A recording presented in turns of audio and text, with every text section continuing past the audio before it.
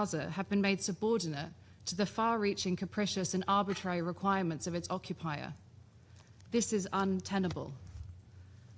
Madam President, the situation for international NGOs operating in the occupied Palestinian territory is a vivid example of the fact the Board of Peace has not only done nothing to wrest control of the Gaza Strip from the State of Israel, but has also so far functioned to further entrench Israel's unlawful presence.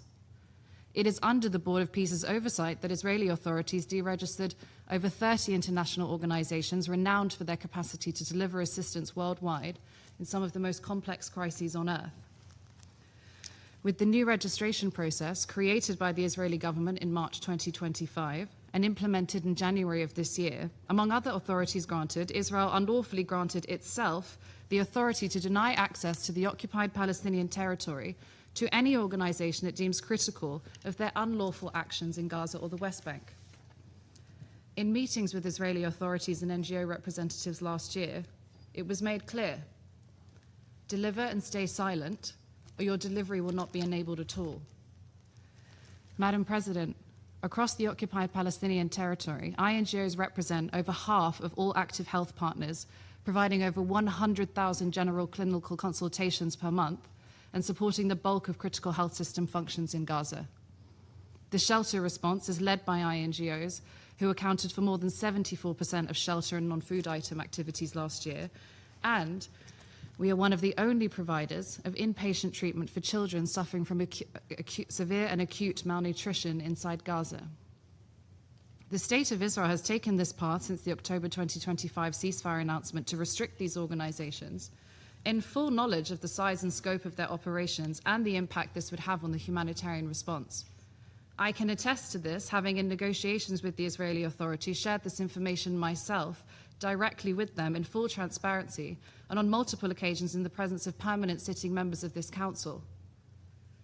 The facts of INGO's operational capacity and presence in Gaza are also matters of public record, as are the acute needs in Gaza documented and reported to this council for almost 3 years. What remains unclear, however, is the legal basis on which the State of Israel continues to obstruct the provision of impartial humanitarian assistance in direct contraventions with its unconditional obligations under Article 59 of the Fourth Geneva Convention.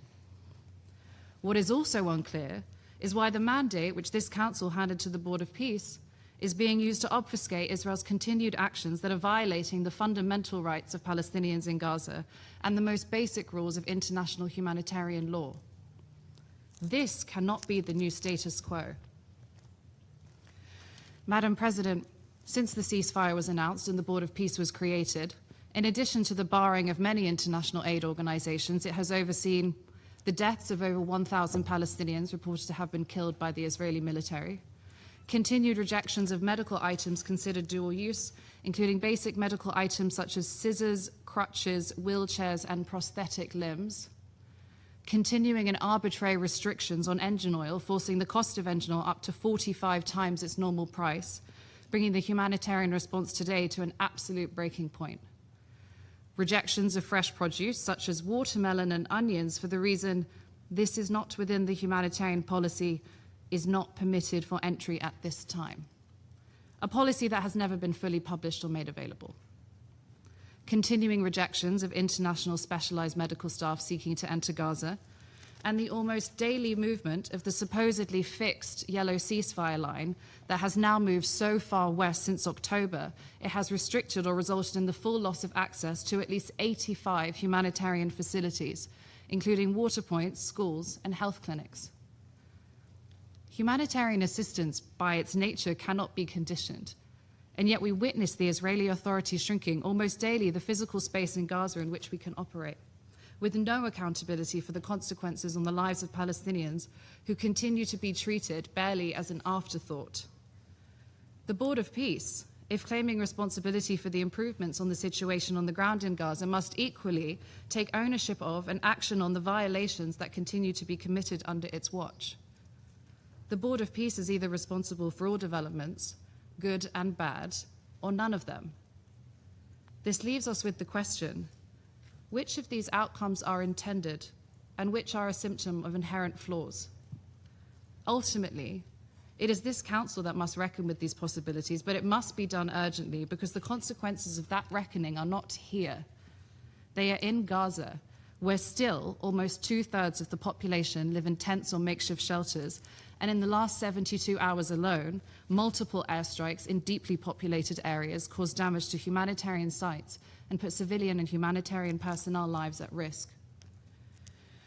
Madam President, I would use this moment to highlight to the Council that for almost 3 years, it is humanitarian actors working with communities on the ground that have been tasked with assessing the humanitarian situation inside Gaza. This is a duty we have discharged to the best of our abilities and at the cost of the lives of over 400 of our colleagues who have been killed. When we describe the conditions, the abject horrors we have witnessed and what is required to meet the immense needs, this is what we are seeing with our own eyes, what we are trained and qualified to assess and communicate to the world in good faith, with the only purpose being to alleviate human suffering and ensure the protection of the civilian population under international law. And for almost 3 years, this Council has received contradictory reports on the levels of death and destruction, the number of trucks, aid getting in, aid getting denied, and detailed technical descriptions of the various obstructors and enablers of assistance. Even today, these conflicting reports are and will be evident in what is presented to you. What is critical is that your action is guided by credible, on-the-ground knowledge from actors with the required experience, expertise, and mandate to speak on these issues without bias. Madam President, with the adoption of Resolution 2803, the Council assigned clear responsibilities to ensure a comprehensive and long-lasting ceasefire in Gaza, the provision of humanitarian assistance, and a viable path forward for reconstruction and peace. But in doing so, the Council did not relinquish its primary responsibility under the Charter, nor did it suspend the legal order within which those responsibilities must be exercised. Madam President, Excellencies, today I would like to close by inviting the Council to reflect on how it is discharging those responsibilities. Are you able to satisfy yourselves that you are clear about the facts on the ground, the trajectory of the situation in Gaza? Are you clear on the reasons why we are almost 1 year into a so-called ceasefire and still advocating on the necessity of engine oil and fresh produce? Are you clear on the intentions for the planned communities being constructed in the south of Gaza under your mandate and their compatibility with your obligations to ensure the protection of Palestinians' fundamental rights? Madam President, Excellencies, if the answers to those questions is not an unequivocal yes, I do not ask you to take our professional assessment on trust. Instead, exercise your powers of inquiry and come and see for yourselves. We encourage the Council to undertake an urgent mission to Gaza. Let the reality on the ground, the facts, our colleagues and Palestinians speak to you themselves. We are here and we are ready to receive you. Thank you, Madam President. I thank Ms. Rayburn for her briefing, and I now give the floor to those council members who wish to make statements. I give the floor to the representative of the United States. Thank you, Madam President, and thank you, High Representative Mladenov, Mr. Alakbarov, for your briefings today. Colleagues, UNICEF recently issued a report, June of this year, and its latest report, it opens with a photograph of an infant named Leah at a mobile clinic in Gaza City. She was there for a routine health checkup, and unlike her parents, she has a very real shot at growing up having never experienced the repression and terror at the hands of Hamas. And that is something, colleagues, I think that we should take on board and understand that she has a chance here. And this same report from UNICEF found that acute malnutrition amongst children under 5 in accessible areas of Gaza has dropped by an incredible 82% in under 1 year. I say that again, 82% drop in malnutrition for children under 5 in areas of Gaza in just under 1 year? Of course, absolutely. We have a very long way to go, and I appreciate High Representative Mladenov's very candid assessment of both the progress and the needs we still have. But in UNICEF's words, quote, children's nutrition improves when aid and commercial supplies reach them, end quote. It should be no surprise, or it shouldn't be a shock to anyone here, that when terrorist groups stop hoarding and using aid as a cruel lever for control, that people's lives get better. But, Madam President, frankly, after hearing Ms. Rayburn's briefing, it's quite disturbing to hear a representative of civil society at this council ignore UN reports, including by the Commission of Inquiry, frankly no friend of Israel over the years, with repeated incredible reports of torture by Hamas, not a word from Ms. Rayburn or civil society briefing, not a word on the kneecapping of Palestinians who recently dared to step out and protest Hamas's rule, not a word of other reports on Hamas using hospitals as human shields, building tunnels and command centers under schools. You know, it's amazing to see. Well, let me put it this way. You know who is not starving in Gaza, Ms. Rayburn and members of this council? Hamas fighters aren't starving. You don't see their leadership starving. You don't see their wives who are carrying Birkin bags on camera. They're not starving. So I would encourage everyone to reread. I would encourage your civil society briefers to read all of Resolution 2803, debated extensively but passed by this council without opposition, including the annex, which is the only UN document that says no annexation, at the same time says there is a pathway to a two-state with reform. Finally, through this council, just in the last year. And the progress that we've made is something I do think to be applauded, but realistically evaluated. And of course, we have a long way to go. But now Gaza has one of the lowest rates of acute malnutrition in the region. And that is a result of the work that many people have done to bring calm to Gaza. And for the first time in modern history, a new future for Gaza is credibly within reach. One without war, without terrorist overlords, without tunnels, without hostages, and without suffering. But that is only if those of us in this room and those engaged in this issue around the world keep up the pressure on Hamas. It'd be nice if we have briefers here that actually say Hamas and mention these terrorists.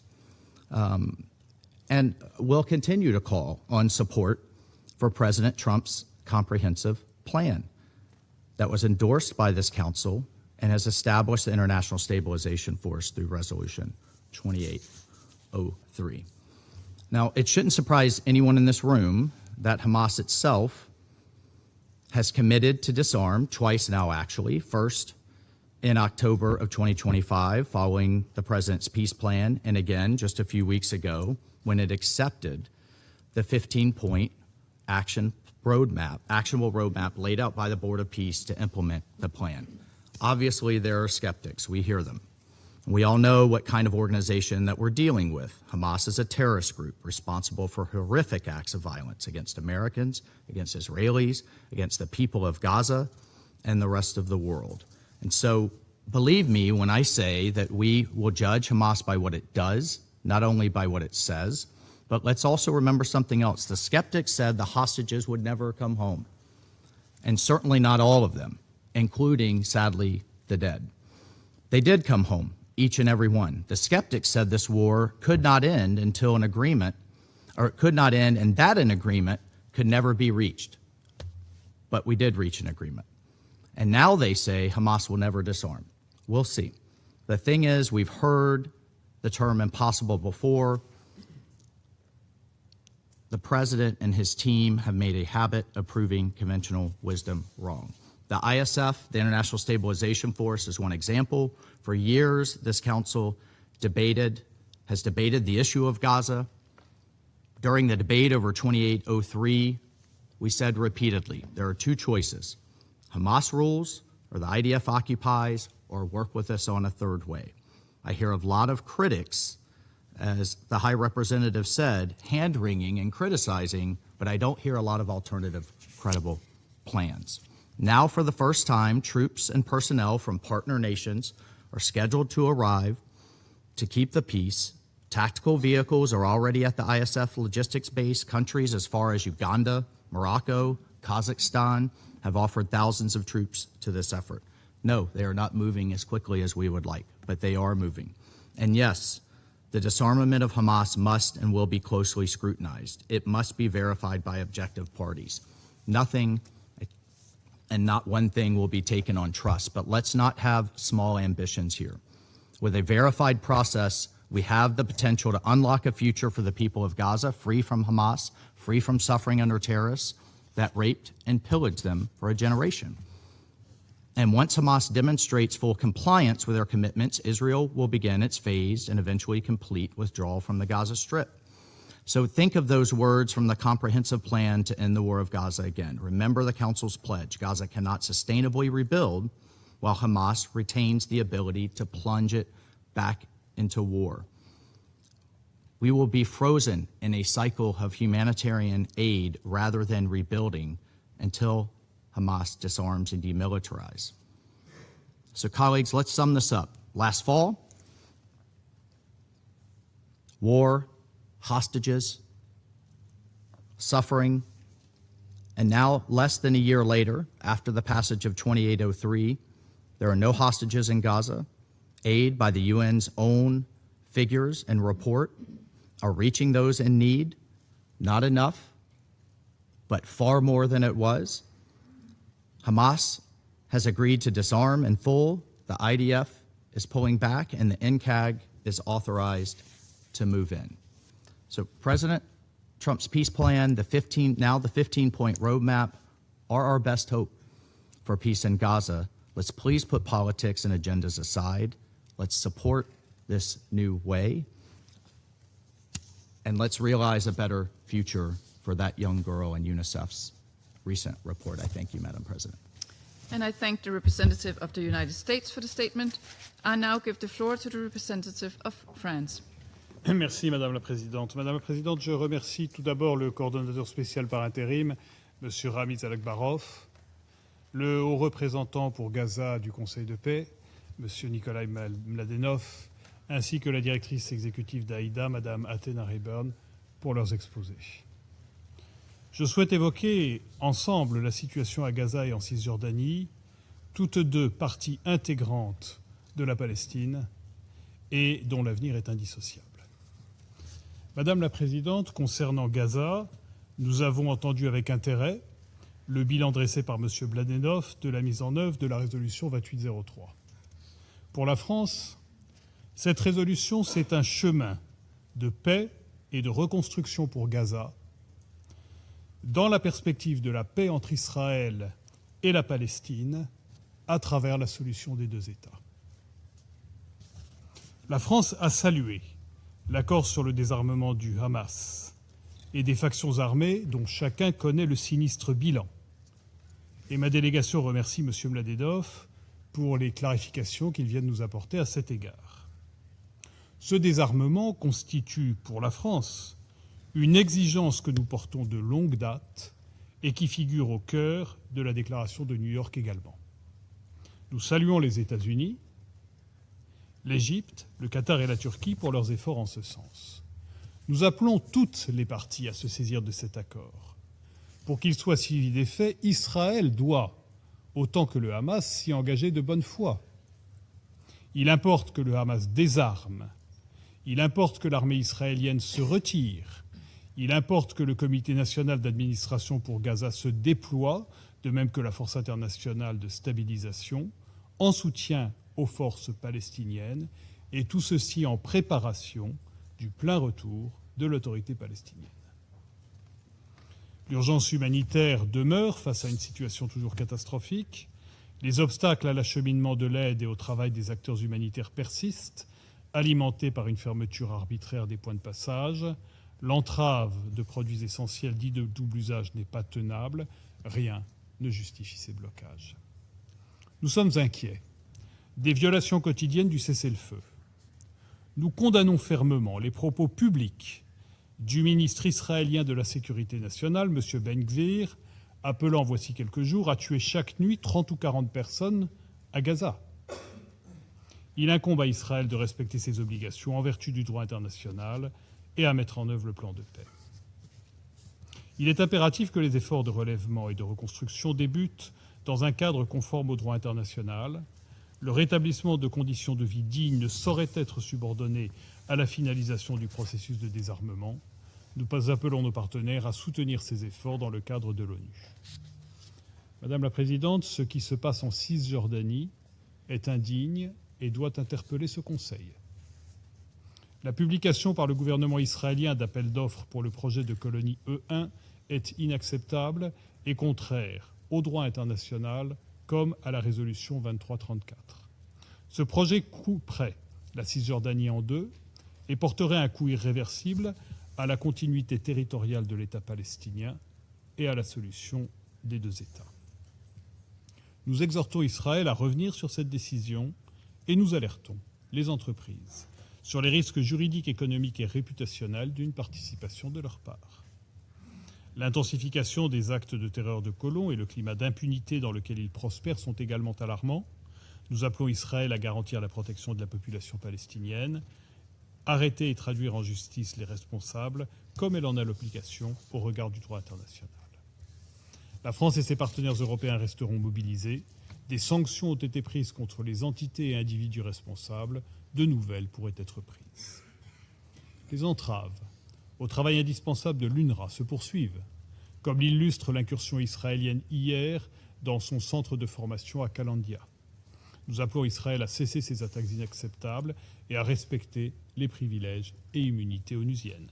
Enfin, il est urgent qu'Israël transfère à l'autorité palestinienne les recettes fiscales dues et renouvelle durablement les correspondances bancaires. Dans le cas contraire, la capacité de l'autorité palestinienne à fournir des services essentiels à sa population et à mettre en œuvre les réformes nécessaires est compromise. Madame la Présidente, la situation intenable à Gaza et en Cisjordanie compromet les perspectives offertes par l'accord de cessez-le-feu, le plan de paix et la résolution 2803. Elle met en péril la solution à deux États et la stabilité régionale. Il incombe à ce Conseil de préserver cette perspective politique et de garantir les droits légitimes du peuple palestinien comme la sécurité d'Israël. La France continuera d'y œuvrer conformément à la déclaration de New York. Je vous remercie. I thank the representative of France for the statement, and I now give the floor to the representative of China. 主席女士，我感谢阿拉克巴罗夫代理特别协调员和姆拉德诺夫先生和雷伯恩女士的通报。近期，巴勒斯坦被占领土局势持续升级，恶性暴力事件激增，公理正义屡遭践踏，道义底线屡遭突破，给解决巴勒斯坦问题蒙上更大的阴影。巴勒斯坦人民饱受苦难，几代人都在苦苦等待纠正历史不公。国际社会必须及时制止对巴勒斯坦人民的进一步伤害，挽救两国方案的政治前景，尽最大努力争取持久和平。我讲3点：第一，全力维护加沙停火，早日恢复和平稳定。近日，和平委员会宣布停火协议第2阶段安排取得进展。以色列不仅公然拒绝，甚至变本加厉，升级对加沙的致命性攻击，破坏加沙脆弱局势。事实已清楚表明，加沙持久和平冀未实现的根本症结是缺少实现和平的政治意愿。最大阻碍是蓄意延续战事的危险企图。我们敦促有关各方，特别是以色列，真诚全面地履行停火协议，朝着持久和平方向迈出积极步伐。对当事方有重要影响的国家，应秉持公正立场，为推动中东和平进程做出切实努力。国际社会，特别是安理会，应该切实负起责任，推动保护加沙平民安全，保障人道主义救援，防止更严重的人道主义灾难。第二，制止暴力和吞并行径，缓和约旦河西岸紧张局势。当前，西岸安全形势愈发危急，针对巴勒斯坦平民的暴力事件骇人听闻。近日，西岸定居者连续数日围困巴勒斯坦居民，意图驱赶并强占巴人房屋，中方对此强烈谴责。尽管国际社会强烈反对，以色列仍然一意孤行，启动E1区定居点建设招标。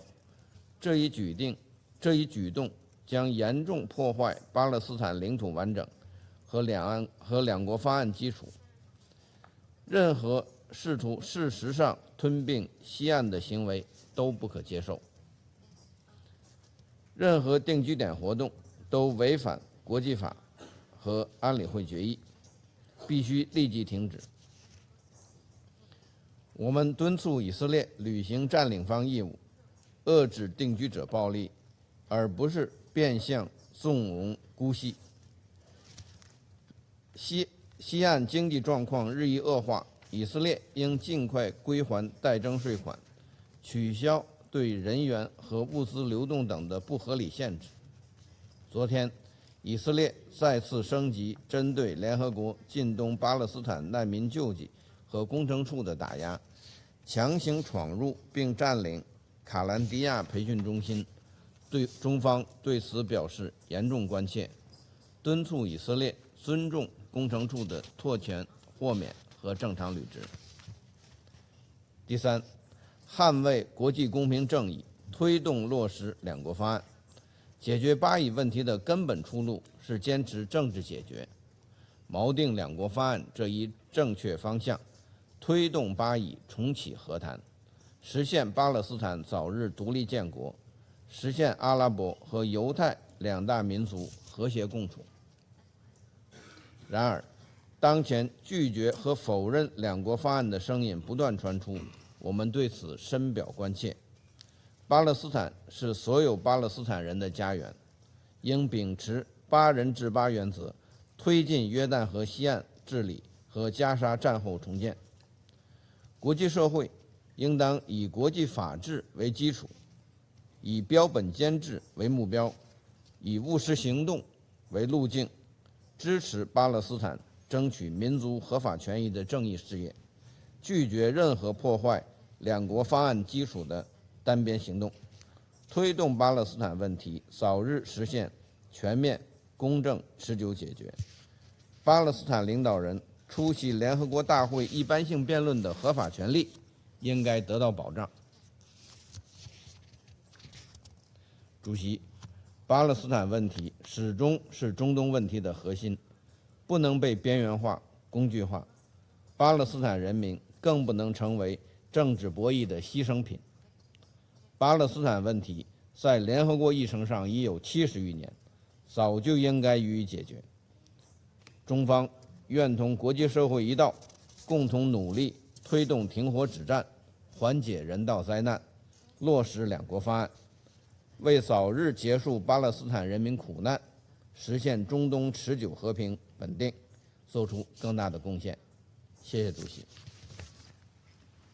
I thank the representative of China for the statement, and I now give the floor to the representative of Pakistan.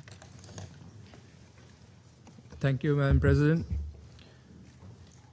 We thank Acting Special Coordinator Ramiz Alakbarov and High Representative Nikolai Mladenov for their comprehensive briefings. And we also take good note of the statement by Ms. Rayburn, particularly including her reminder to this Council regarding its responsibilities under the UN Charter. As we have heard today, the situation in the occupied Palestinian territory is at a critical inflection point. We are witnessing two dangerous and mutually reinforcing trends.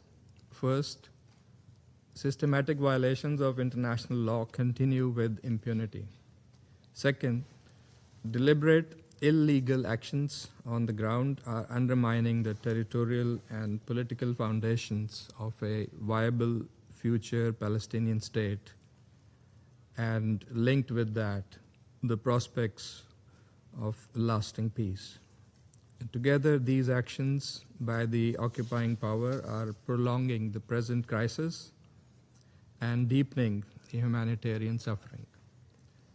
Despite the clear position of this Council and repeated calls for their cessation, Israel's illegal settlement activities continue unabated. The advancement of the E1 settlement project, which would effectively sever the West Bank, is particularly alarming. And beyond threatening the territorial contiguity of a future Palestinian state, the project places thousands of Palestinians at risk of forcible displacement. The foreign ministers of the Group of 8 Arab Islamic countries, including Pakistan, have unequivocally condemned Israel's settlement policies and categorically rejected the E1 plan and called it a dangerous escalation. Settler violence has also reached alarming levels. The UN recorded approximately 190 attacks per month in early 2026, which is unacceptable and warrants urgent action. The continued withholding of around $6 billion in Palestinian clearance revenue is undermining the financial position of the Palestinian Authority and its ability to provide essential services. These revenues must be released without delay. Madam President, the situation in Gaza remains equally grave, as testified by the briefers.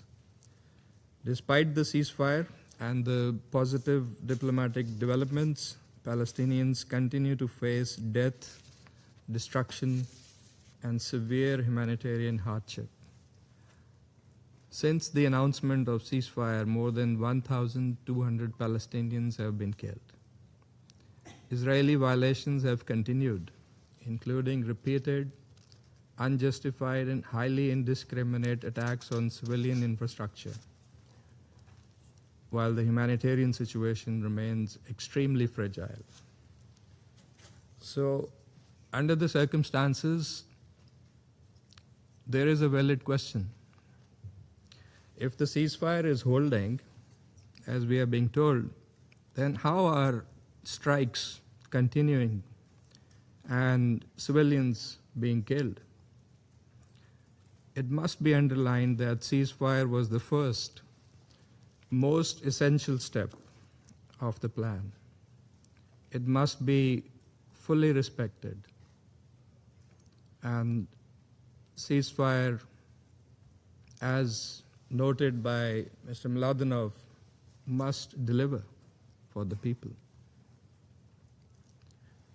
There are nevertheless positive developments under President Trump's comprehensive plan for Gaza, endorsed by the UN Security Council Resolution 2803, and subsequent actions by the Board of Peace. Notable efforts have been undertaken to advance peace and take the process forward. However, despite the mediation by the United States, Egypt, Qatar, and Turkey, Israel's continued military escalation and rejection of the roadmap threaten to derail this diplomatic process and undermine the prospects for peace. Madam President, we are also deeply concerned by the unauthorized entries by Israeli authorities into UNRWA's premises in occupied East Jerusalem. The forcible entry into the Kalandia Training Center yesterday is particularly troubling. UN facilities and personnel must be respected and protected, and their privileges and immunities must be upheld in accordance with international law and the UN Charter. We believe urgent action is required from the international community, including this Council. First, Israel, the occupying power, must immediately halt all unlawful measures aimed at altering the legal, geographic, and demographic composition of the occupied Palestinian territory. This includes a complete end to all illegal settlement expansion, settler violence, annexation measures, and the forced displacement of Palestinians in line with Security Council resolutions, including Resolution 2334. I must note that all members around this table, all members of the Council have rejected annexation. So we must therefore ensure that we stop all steps that are moving in that direction.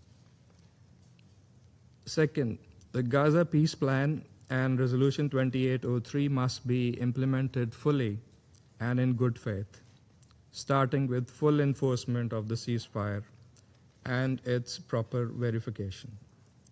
3, those with influence must use their diplomatic and economic leverage to enforce compliance with international law and Security Council resolutions. 4th, to ensure accountability for all violations of international law and international humanitarian law in the occupied Palestinian territory, including war crimes and other grave violations. Mr. Mladenov rightly referred to real human, personal, and painful tragedy behind the numbers and figures that we often hear. That is the tragedy endured by the besieged populations, the Palestinians, under a brutal occupation that has continued for decades. And that is the root cause of the problem. And it is that illegal occupation that must be vacated in the interest of durable peace and stability in the region, and which is a shared objective of this Council and the wider international community. Pakistan's solidarity with the Palestinian people remains firm. We stand with them in their legitimate struggle for dignity, justice, and self-determination. The only viable path to peace for all people in the region is a just, comprehensive peace based on UN Security Council resolutions and international legitimacy with the establishment of an independent, sovereign Palestinian state on pre-1967 borders and Al-Quds Al-Sharif as its capital. I thank you. I thank the representative of Pakistan for its statement, and I now give the floor to the representative of Bahrain. شكرا السيدة الرئيسة. بداية أتقدم بخالص الشكر إلى القائم بعمل المنسق الخاص لعملية السلام في الشرق الأوسط الدكتور رامز ألكبروف على إحاطته المهمة. كما يسرني أن أرحب بمشاركة الممثل السامي لغزة والمدير العام لمجلس السلام السيد نيكولاي ملادينوف، متمنية له التوفيق في مساعيه. وأشكر السيدة أثينا ريبرن المديرة التنفيذية لرابطة وكالات التنمية الدولية آيدا على إحاطتها. وأود التطرق إلى النقاط التالية. أولاً، تجدد مملكة البحرين التحذير من التصعيد الخطير والمتواصل في الضفة الغربية بما فيها القدس الشرقية، وخاصة تصاعد عنف المستوطنين والتوسع الاستيطاني وهدم المنازل والمنشآت والاستيلاء على الأراضي، بما يشكل تقويضاً للثقة وضعافاً لفرص حل الدولتين. ونشير إلى اجتماع مجلس الأمن المنعقد منذ أسبوعين لمناقشة التطورات الخطيرة في الضفة الغربية، حيث دعت مملكة البحرين إلى حماية المدنيين وخاصة الأطفال، وحذرت من تداعيات السياسات والإجراءات والممارسات التصعيدية وأحادية الجانب في الضفة الغربية لما قد يترتب عليها من فرض وقائع جديدة على الأرض وتقويض فرص السلام. كما تؤكد المملكة في هذا السياق رفضها القاطع لأي محاولات لضم أي جزء من الأرض الفلسطينية أو تغيير واقعها الجغرافي والديموغرافي أو تهجير الشعب الفلسطيني قسراً، وتدعو إلى احترام القانون الدولي بما في ذلك القانون الدولي الإنساني وقرارات مجلس الأمن ذات الصلة. من جانب آخر، تؤكد مملكة البحرين أهمية مواصلة تنفيذ قرار مجلس الأمن 2803 والخطة الشاملة لإنهاء الصراع في غزة، ودعم التقدم المحرز والترتيبات العملية الجارية من قبل كل من مجلس السلام واللجنة الوطنية لإدارة غزة وقوة الاستقرار الدولية. كما تحث مملكة البحرين على تذليل كافة العقبات أمام تثبيت ركائز الاستقرار في غزة وإعادة الإعمار وتحسين الأوضاع المعيشية وضمان إيصال المساعدات الإنسانية بشكل كاف ومستدام، واستكمال الانسحاب الإسرائيلي وفقاً للترتيبات والالتزامات ذات الصلة، مع التأكيد على وحدة الأرض الفلسطينية وضرورة الدفع نحو مسار سياسي جاد وموثوق يفضي إلى تحقيق حل الدولتين. وفي هذا السياق تعرب مملكة البحرين عن تطلعها للاجتماعات والمناقشات المختلفة والمعنية بالشأن الفلسطيني خلال الأسبوع رفيع المستوى لأعمال الدورة 81 للجمعية العامة للأمم المتحدة في سبتمبر المقبل، بما يحفظ الزخم السياسي والدبلوماسي المطلوب، ويؤكد أن القضية الفلسطينية باقية على رأس الأولويات الدولية. ثانياً، تجدد مملكة البحرين تحذيرها من تداعيات الانتهاكات بحق المقدسات الإسلامية والمسيحية في مدينة القدس ومحاولات تغيير طابع المدينة وهويتها التاريخية والقانونية، خاصة وأن هذه الممارسات تستفز مشاعر ملايين من المسلمين والمسيحيين حول العالم وتهدد الأمن والاستقرار الإقليميين. وتحث مملكة البحرين على أهمية الالتزام بخطاب التعايش والتسامح في مواجهة الفكر المتطرف، وتشدد على ضرورة احترام الوضع التاريخي والقانوني القائم في الأماكن المقدسة، ووضع حد صارم للانتهاكات وخاصة تلك التي تستهدف المسجد الأقصى المبارك بكامل مساحته البالغة 144 دونما باعتباره مكان عبادة خالصا للمسلمين. وتؤكد المملكة في هذا السياق أهمية دور الوصاية الهاشمية التاريخية على المقدسات الإسلامية والمسيحية في القدس الشريف، وتثمن دور لجنة القدس التي يترأسها جلالة عاهل المملكة المغربية الشقيقة.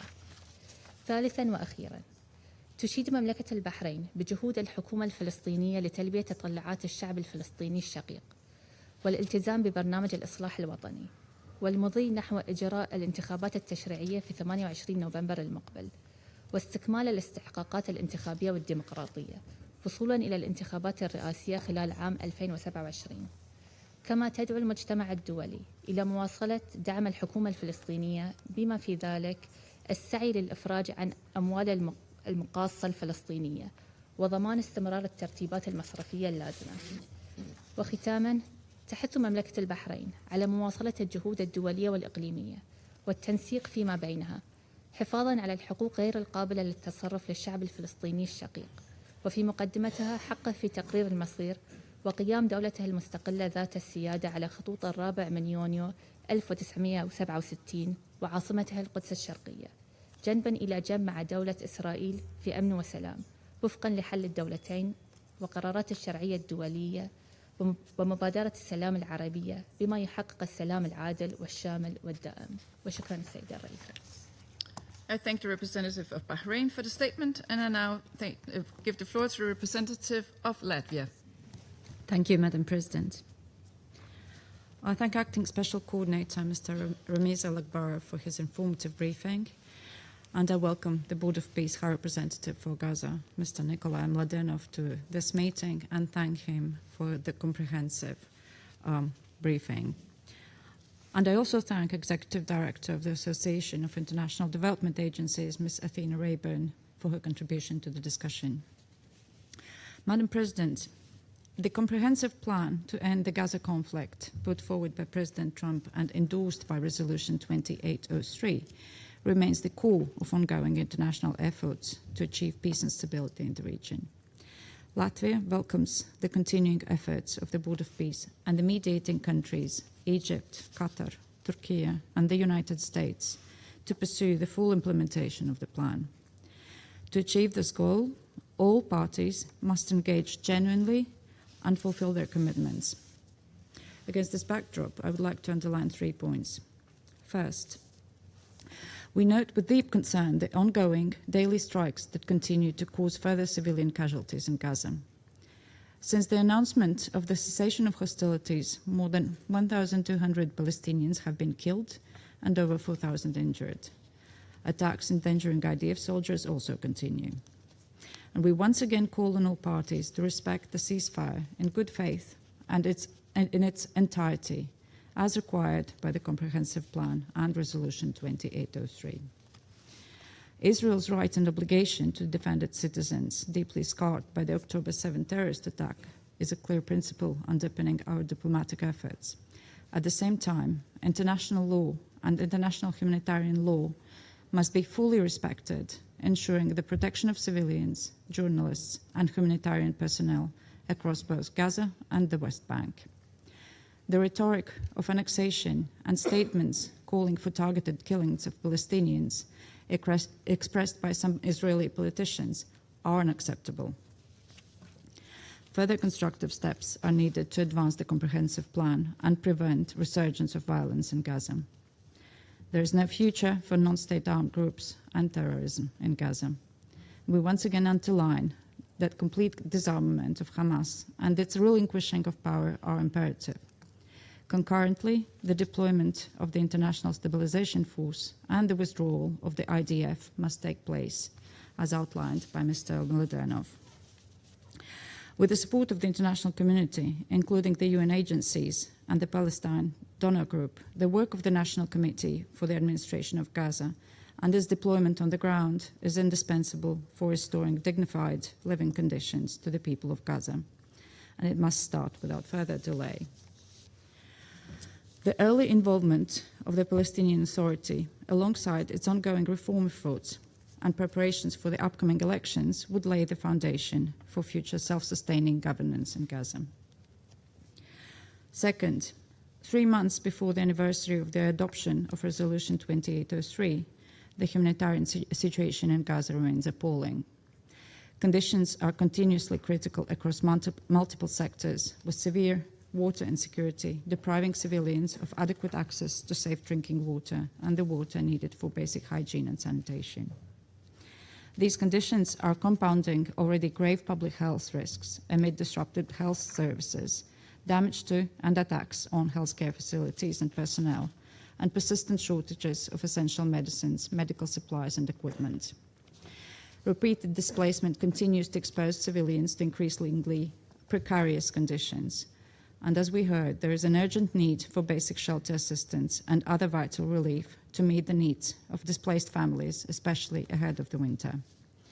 Sustained, safe, and predictable humanitarian access remains essential to an effective response and must be facilitated without conditions in accordance with international humanitarian law and humanitarian principles.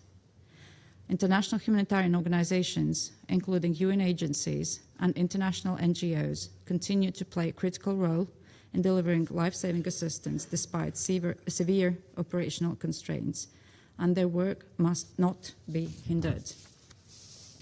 Third, the international community, including at this chamber, has repeatedly opposed the entrenching annexation of the West Bank. Today, we note with regret that the expansion of illegal Israeli settlements, including in the E1 area, continues.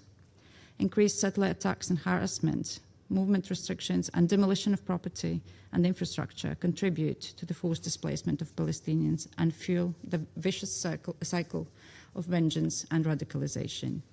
We urge Israel to address the situation in full respect of international law and commitments, including Security Council Resolution 2334, as well as all previous arrangements to which it has pledged itself.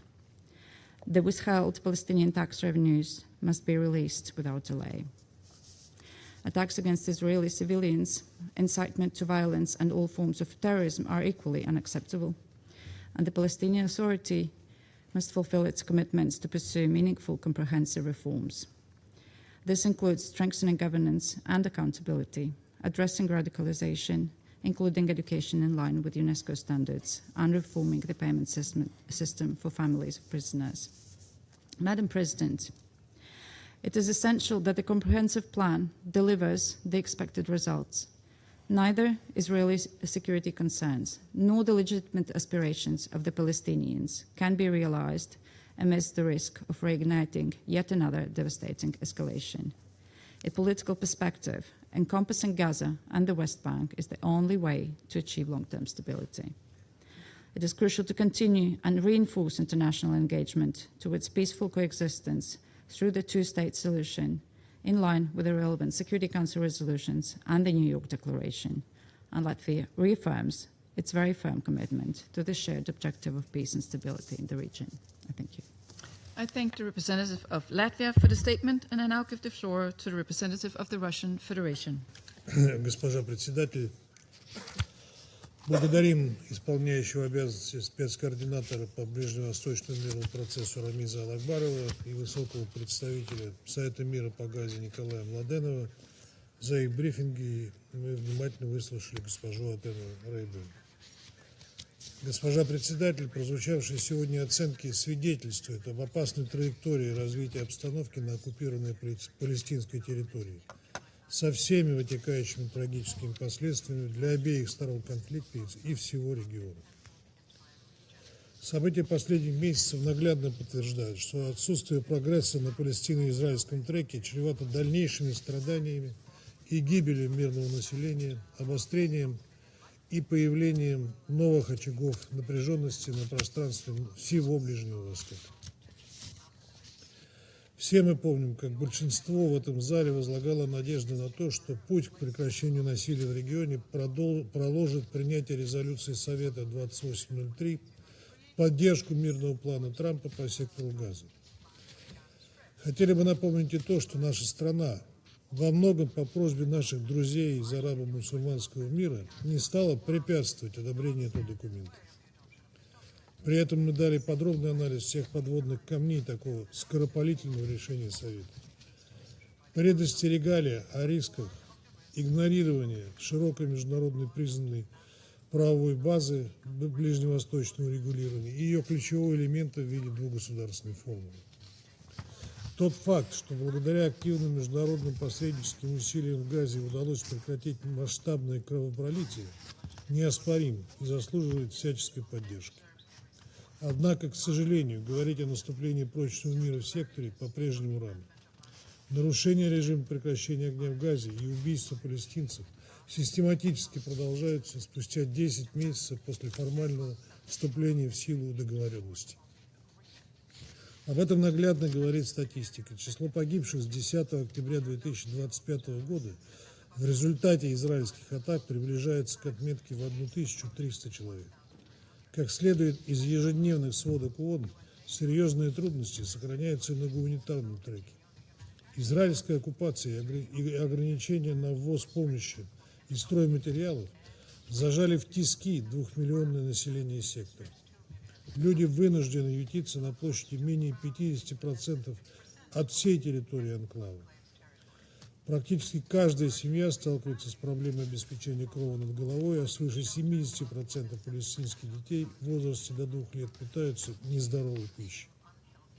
Другие ключевые положения мирного плана также остаются на бумаге, включая начало реального функционирования Национального комитета по управлению Газой и развертывание в секторе международных стабилизационных сил. Очевидно и то, что о каких-либо практических действиях, касающихся возможного запуска работ по реконструкции сектора, речь сейчас не идет. Госпожа председатель, давайте будем фактологически достоверны. На протяжении последних месяцев мы слышали, что движение вперед по упомянутым моментам станет возможным сразу после согласия Хамас приступить к поэтапному разоружению в увязке с выводом подразделений Цахала. Но Израиль выводить Цахал из сектора не собирается. О ключевом характере данного принципа взаимности говорил и Николай Младенов в своем майском докладе перед членами Совета Безопасности. Отмечаем усилия высокого представителя Совета мира по Газе по подготовке соответствующей дорожной карты, на выполнение которой исламское движение ответило согласием, а вот от руководства Израиля последовал публичный отказ. Сожалеем, что некоторые из присутствующих в зале Совета по тем или иным причинам продолжают замалчивать реальную картину происходящего вокруг Газы. Возможно, им следовало бы прислушаться к здравым голосам тех стран, которые также входят в состав Совета мира. На них тоже сегодня ссылались. В конкретном плане имеем в виду последнее заявление министра иностранных дел арабо-мусульманской восьмерки от 16 августа, коллективно осудивших позицию Израиля и возложивших на Западный Иерусалим всю полноту ответственности за подрыв усилий по оздоровлению ситуации как в Газе, так и на остальной части оккупированной палестинской территории в западном берегу реки Иордан. Публичные заявления видных израильских политических деятелей, планы и конкретные шаги правительства страны подтверждают отсутствие у Западного Иерусалима стремления двигаться в сторону деэскалации и выполнения международно-правовой основы БВУ. Министры национальной безопасности и финансов Израиля говорят о необходимости ежедневно убивать 30-40 газовитян и добиваться выселения жителей анклава с прицелом на воссоздание там поселений. Одновременно фиксируем негативное развитие обстановки на СБРИ, включая Восточный Иерусалим, где израильские власти последовательно проводят политику усиления своего административного и правового контроля вразрез с положениями резолюции Совета 2334. Поселенческая активность правительства Нетаньяху бьет все рекорды, о чем нас регулярно информирует Рамис Алагбаров. Особняком стоит одобренный в 2025 году план по застройке района И-1, который разрежет палестинские территории на две части и поставит крест на территориальной целостности государства Палестины. Наравне со многими ответственными странами Россия осуждает провокационную линию Западного Иерусалима, призывает положить конец поселенчеству, будь то в рамках проекта И-1 или в других частях оккупированной территории. Не меньшую тревогу вызывает то, что политика создания необратимых реалий на местах сопровождается беспрецедентным уровнем насилия среди израильских поселенцев, непрекращающимися силовыми рейдами Цахал на СБРИ, масштабными ограничениями на передвижение палестинцев и ущемлением их прав на доступ к базовым услугам. В этой связи не можем не упомянуть деструктивную линию Западного Иерусалима в отношении БАПОР, остающегося стержневой структурой по оказанию комплексного содействия как жителям ОПТ, так и палестинским беженцам в странах региона. Призываем израильские власти в полной мере выполнять свои обязательства как оккупирующей державы, прекратить произвольные рейды на объекты БАПОР, в частности на учебный центр в Голландии, а также в целом обеспечить беспрепятственную работу сотрудников ООН в рамках возложенного на них мандата. Убеждены, что миссия агентства должна быть продолжена вплоть до окончательного мирного регулирования конфликта, предполагающего создание независимого суверенного государства Палестина в границах 1967 года со столицей в Восточном Иерусалиме, сосуществующего в мире и безопасности с Израилем.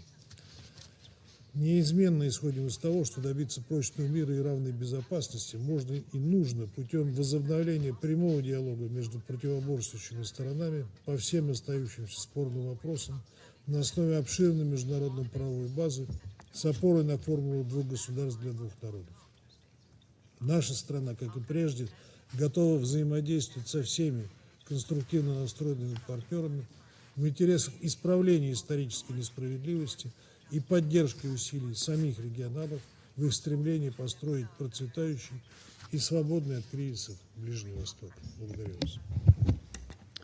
I thank the representative of the Russian Federation for the statement, and I now give the floor to the representative of Liberia. Madam President, Liberia thanks Acting Special Coordinator Alakbarov, High Representative Malaknov, and Executive Director Rayburn for the insightful updates. We further welcome the participation of the representatives of Israel, Qatar, and the Observer State of Palestine. About 100 years ago, after our own independence, Liberia cast a vote in favor of UN General Assembly Resolution 181. We voted then. As we stand today, for a vision of two sovereign homes, an independent Arab state and a Jewish state living side by side in peace, security, and mutual dignity. That commitment has never wavered. Yet, every day this Council's decisions go unimplemented. The space for peace contracts, civilian suffering deepens, and the legal authority of this institution is diminished. The fundamental question before us today is whether compliance with international law will remain optional.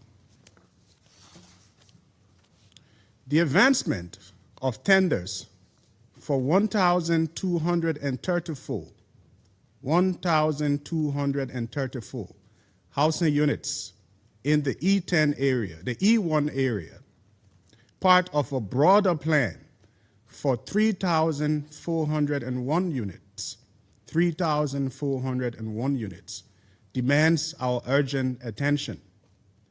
This is not a routine administrative step. It directly threatens to sever the territorial contiguity and political viability of a future Palestinian state. With 19 October deadline approaching, the window for preventive action is narrowing. The legal baseline is clear. Resolution 2334 affirms that settlement built in occupied territories since 1967 have no legal validity.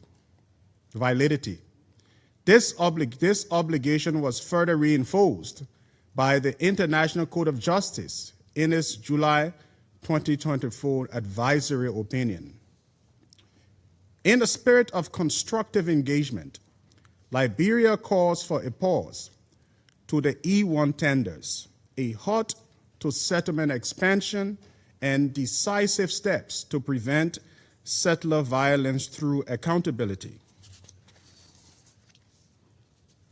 Equal clarity must govern Gaza. Resolution 2803 outlines an agreed international architecture, a sustained ceasefire, full humanitarian access, transitional administration under the National Committee for Administration of Gaza, complete demilitarization, and a phased, verified withdrawal. There can be no selective compliance. Hamas and armed groups must fulfill their obligation to disarm, relinquish power, and defer to a single, unified civilian administration under the principle of one authority, one law, and one weapon. Israel must uphold the ceasefire, facilitate unhindered humanitarian access, cooperate with the International Verification Committee, and execute its withdrawal as agreed milestones are met. Having emerged from our own history of conflict, Liberia knows that human suffering cannot be held hostage to procedural delays. The access of civilians to water, shelter, and medical care is an absolute obligation under international humanitarian law. Security for Israel and self-determination for Palestine are not mutually exclusive. They are mutually dependent. Israeli security cannot be secured by perpetual occupation, nor can a viable Palestinian state exist as isolated enclaves. Liberia calls for 3 immediate actions: a pause on the E1 tenders and a halt to settlement expansion. The full, verified implementation of the Gaza transition framework by all parties. Council action to protect the physical conditions required for a two-state solution. Sustainable peace in the Middle East, crucially depends on the decisions of this Council to act while we can. Let us not fail to do so while we can. Thank you, Madam President. I thank the representative of Liberia for the statement, and I now give the floor to the representative of the United Kingdom. Thank you, Madam President. Thank you, Acting Special Coordinator Al-Akbarov, High Representative Mladenov, and Executive Director Rayburn. Madam President, last November, this Council adopted Resolution 2803, sending a powerful message of international support for President Trump's 20-point plan for Gaza. As we have heard from High Representative Mladenov, important progress has been made, which we welcome. But success relies on the actions of the parties themselves. First, all sides must fulfill the commitments they have made. The ceasefire must be respected. Israel must deliver her commitments made in the 20-point plan, including a phased withdrawal of the IDF from Gaza. Hamas must deliver on the commitment to decommission its weapons and terror infrastructure, and there must be a credible Palestinian-led transition of governance and security across the whole of the Gaza Strip. We encourage the Palestinian Authority to implement the reforms necessary to take on its responsibilities. Plans to hold legislative elections in November and national elections next year in Palestine are an important step, and they must be free, fair, and inclusive. Second, Resolution 2803 requires the full resumption of aid into Gaza and the rehabilitation of critical infrastructure. Yet the humanitarian situation remains dire. Averting starvation cannot be the benchmark. 59% of Gaza's population still faces crisis levels of food insecurity, or worse. 1.9 million Palestinians remain displaced, and fuel shortages are affecting hospitals and water and sanitation infrastructure.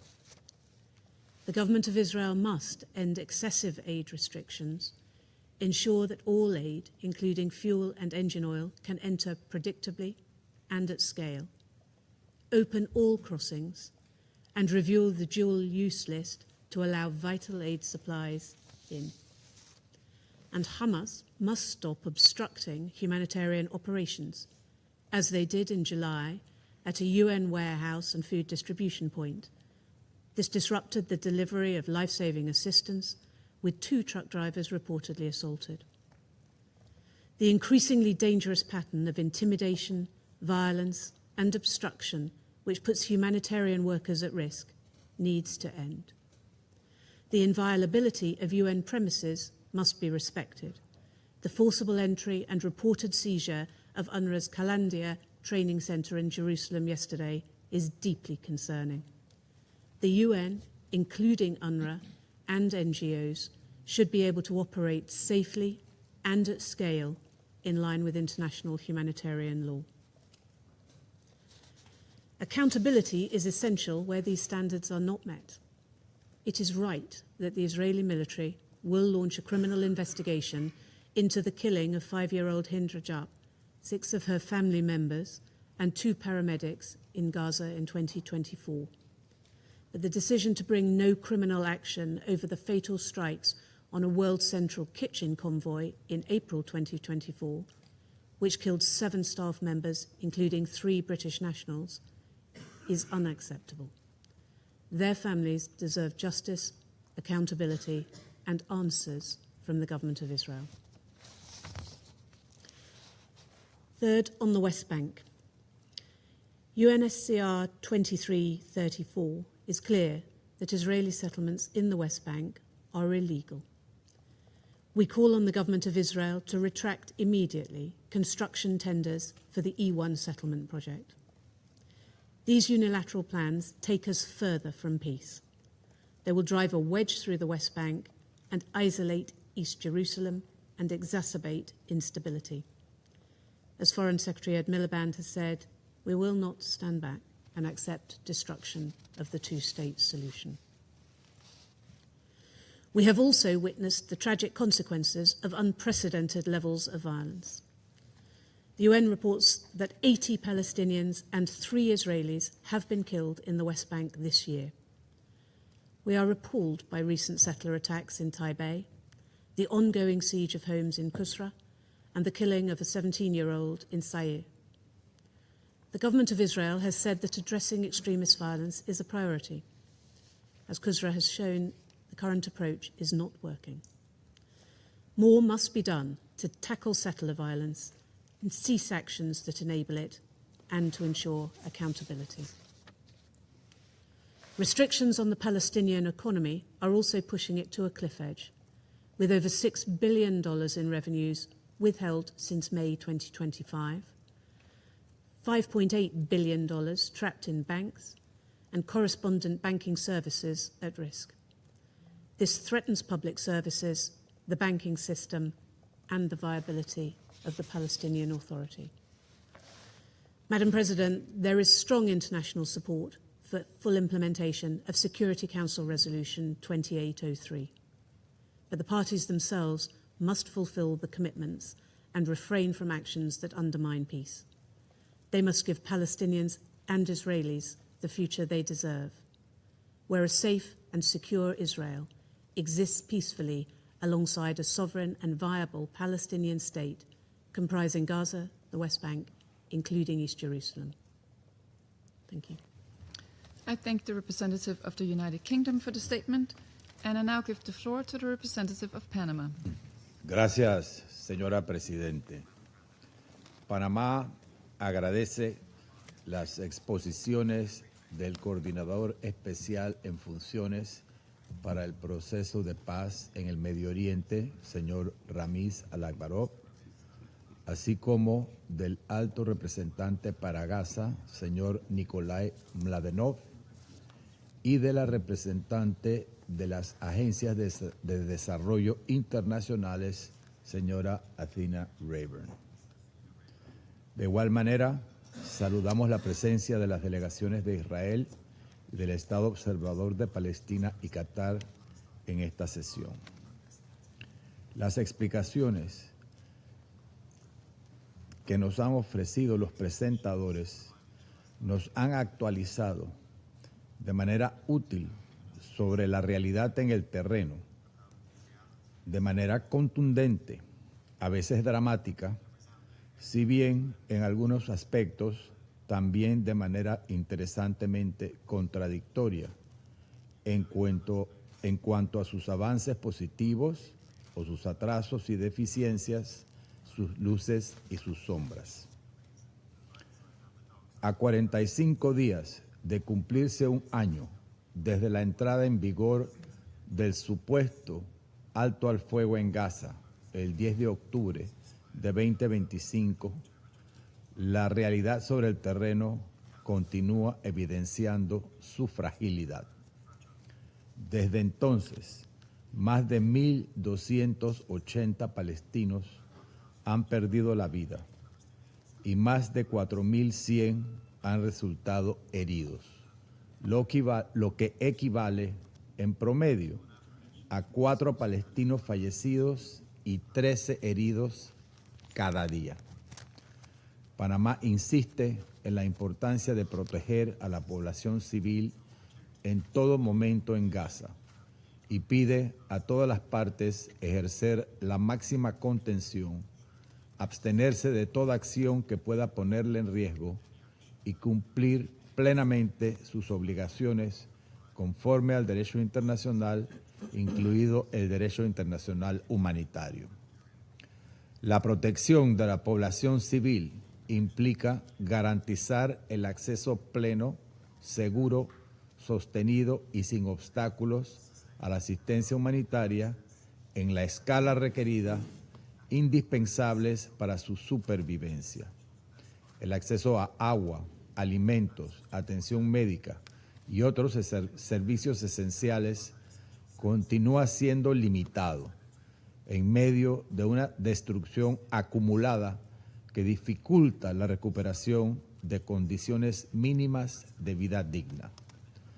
Para hacer posible una mejoría de estas condiciones, debe garantizarse igualmente la protección de quienes prestan esa asistencia El personal humanitario debe poder desarrollar su labor con seguridad e independencia, sin tener que arriesgar su vida para asistir a la población civil y sin obstáculos. Esta protección debe abarcar, sin excepción, las instalaciones de las Naciones Unidas. Todas las partes deben respetar plenamente y en todo momento la inviolabilidad de los locales de la organización, así como sus privilegios e inmunidades. Esta compleja realidad sobre el terreno refuerza la urgencia de avanzar en la vía diplomática y aprovechar el impulso generado durante las últimas semanas para hacer posible la siguiente fase del acuerdo de paz para Gaza, respaldado por la resolución 2803 de este Consejo. Instamos una vez más a las partes y a los mediadores a preservar y fortalecer los espacios de diálogo y a cumplir de buena fe los compromisos asumidos, procurando avanzar de manera integral en la implementación de los distintos componentes del acuerdo.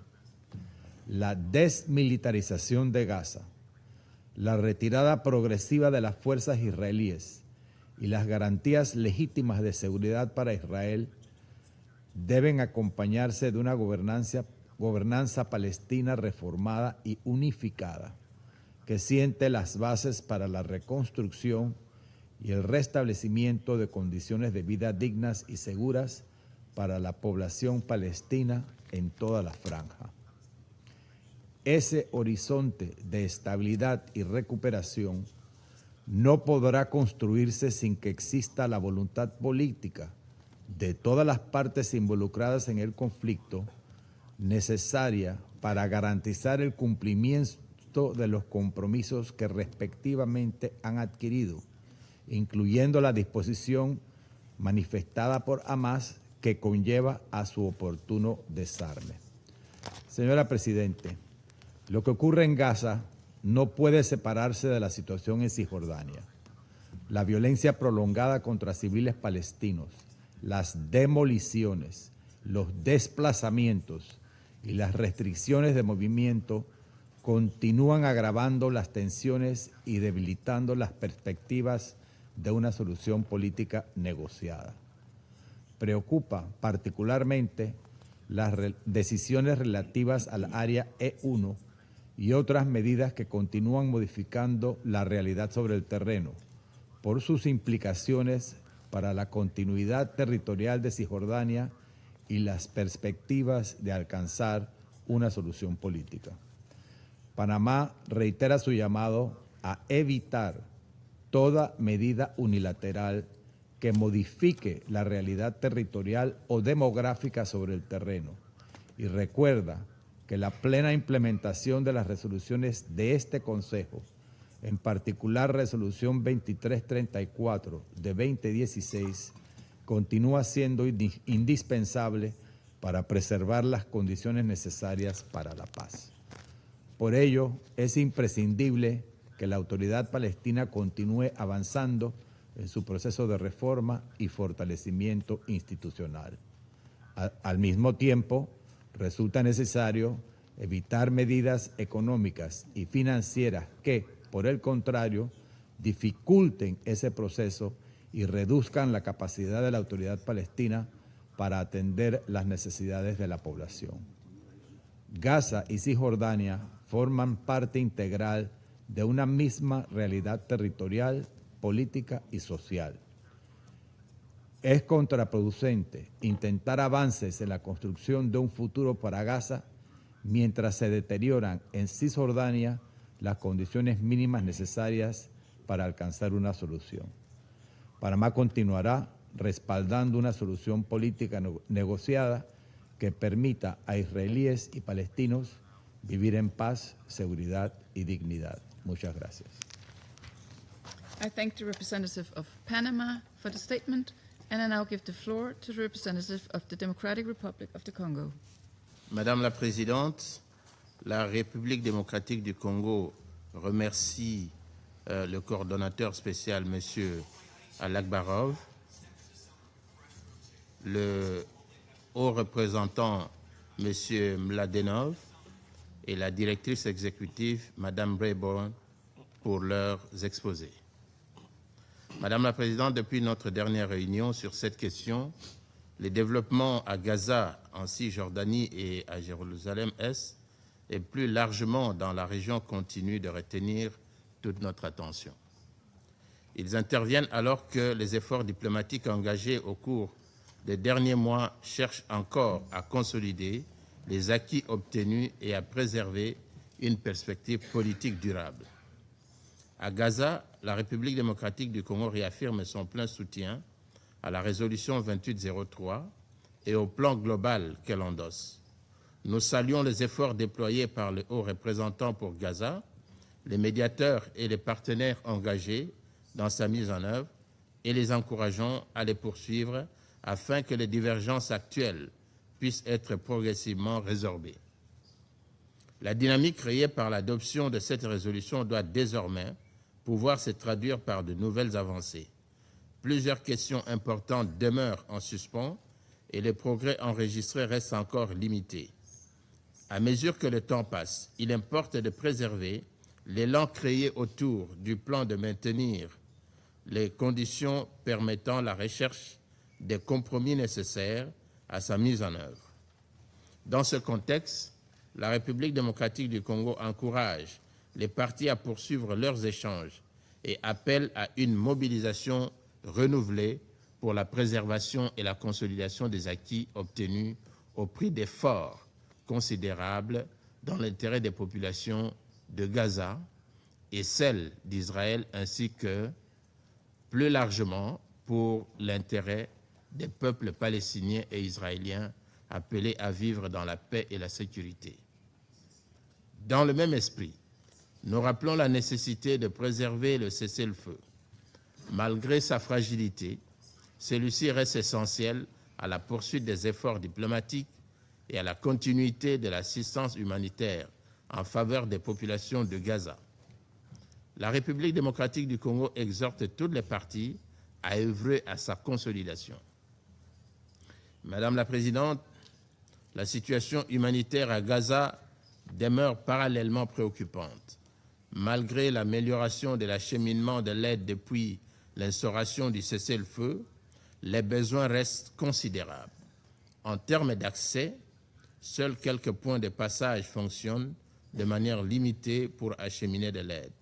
Par conséquent, une partie importante de la population continue de faire face à des difficultés d'accès à l'alimentation, aux soins, à l'eau et aux autres services essentiels.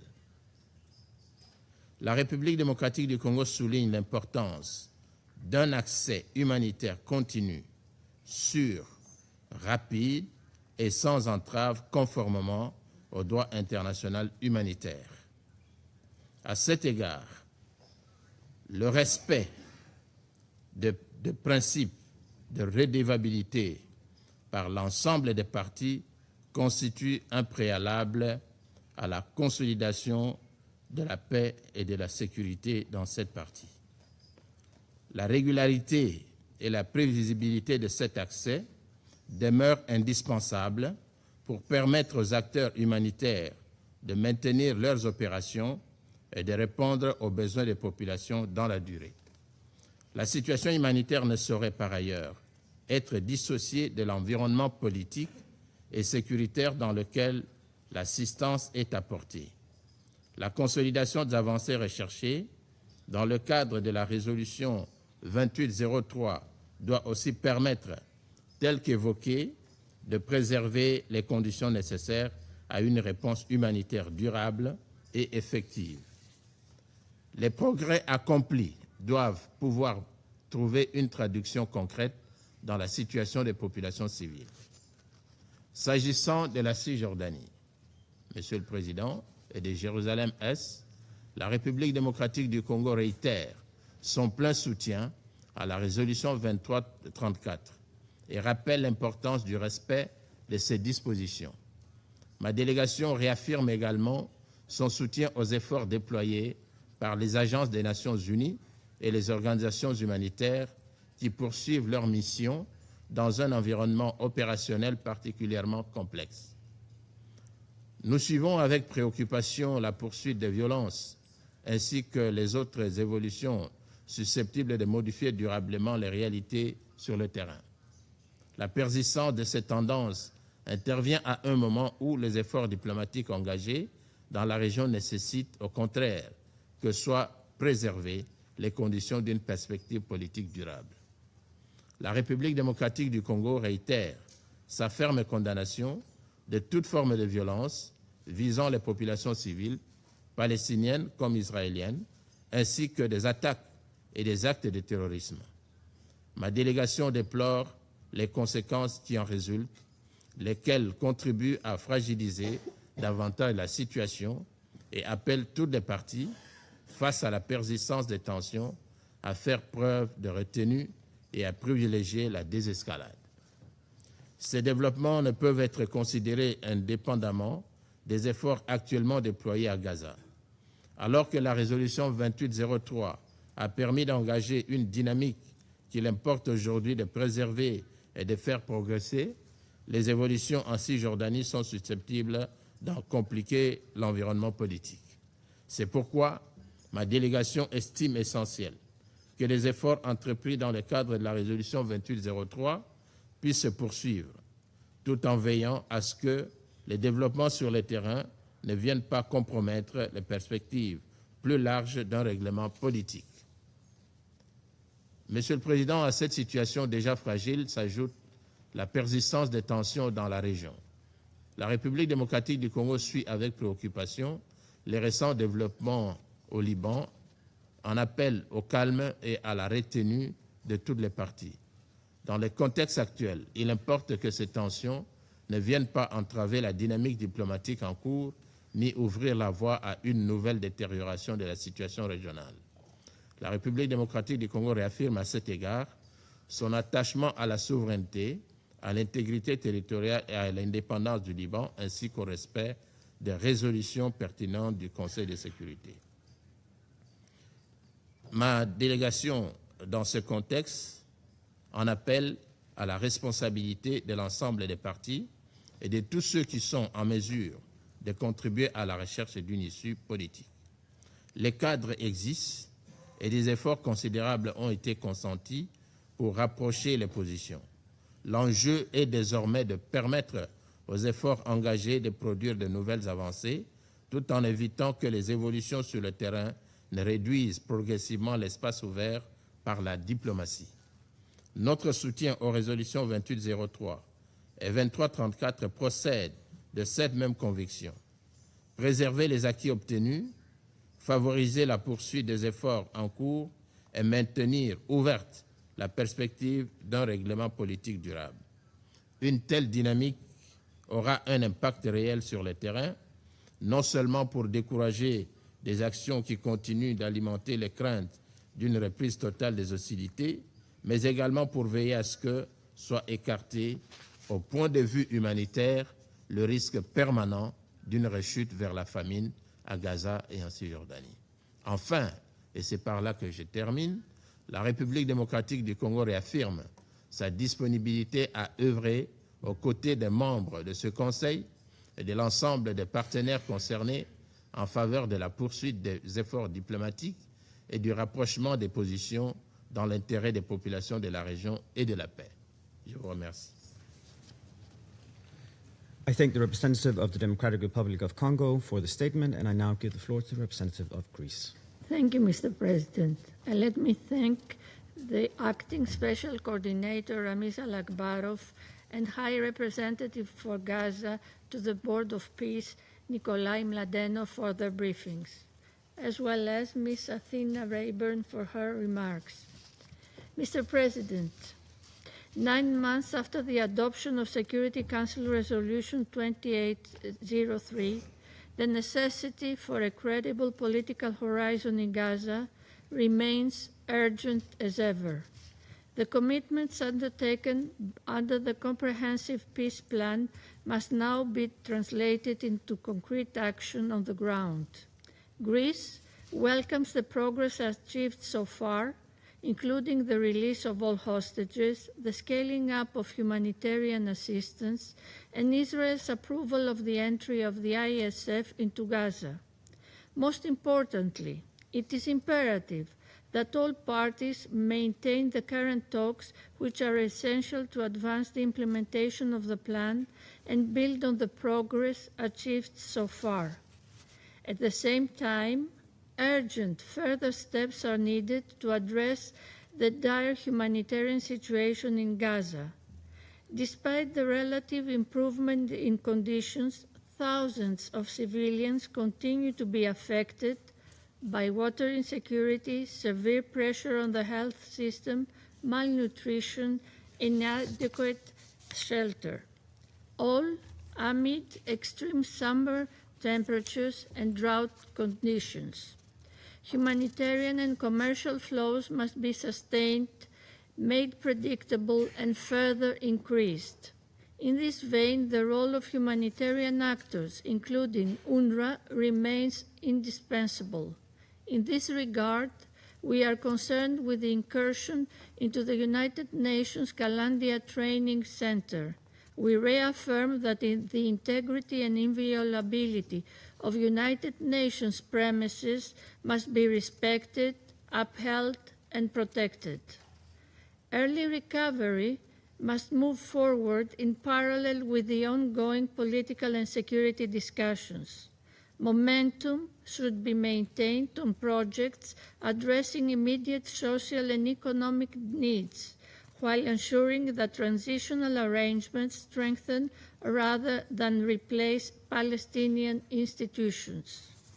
The disarmament of Hamas and of other armed factions is also a priority.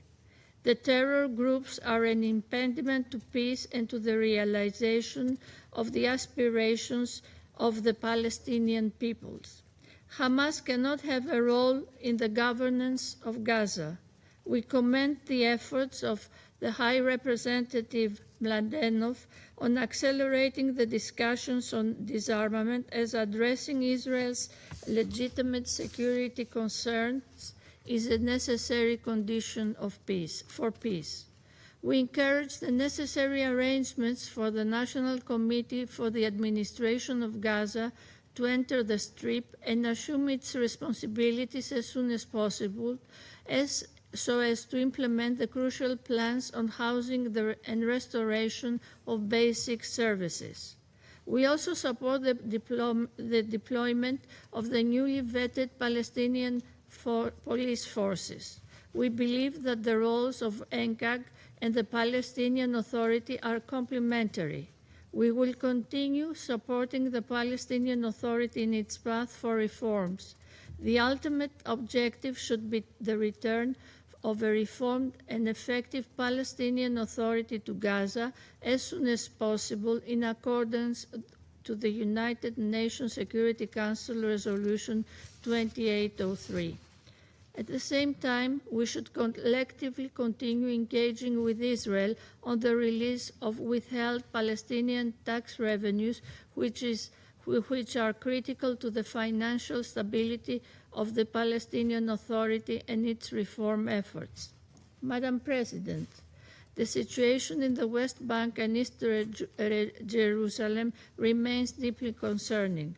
Settlement expansion, forced displacement, demolitions, and settler violence, including against Christian communities, threaten to fundamentally alter the realities on the ground.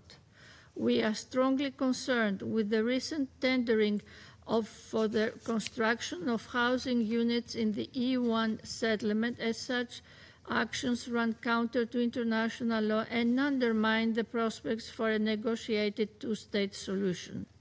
Inflammatory rhetoric and provocative statements are similarly counterproductive. In this context, consistent investigations, follow-up, and implementation of relevant decisions remain essential. It is of paramount importance the preservation and respect of the historic and legal status quo of the holy sites in Jerusalem. an essential element of interfaith coexistence and regional stability. In concluding, Madam President, Greece will continue to support all efforts aimed at reinvigorating a credible political process leading to a negotiated two-state solution in line with all relevant United Nations Security Council resolutions and the New York Declaration.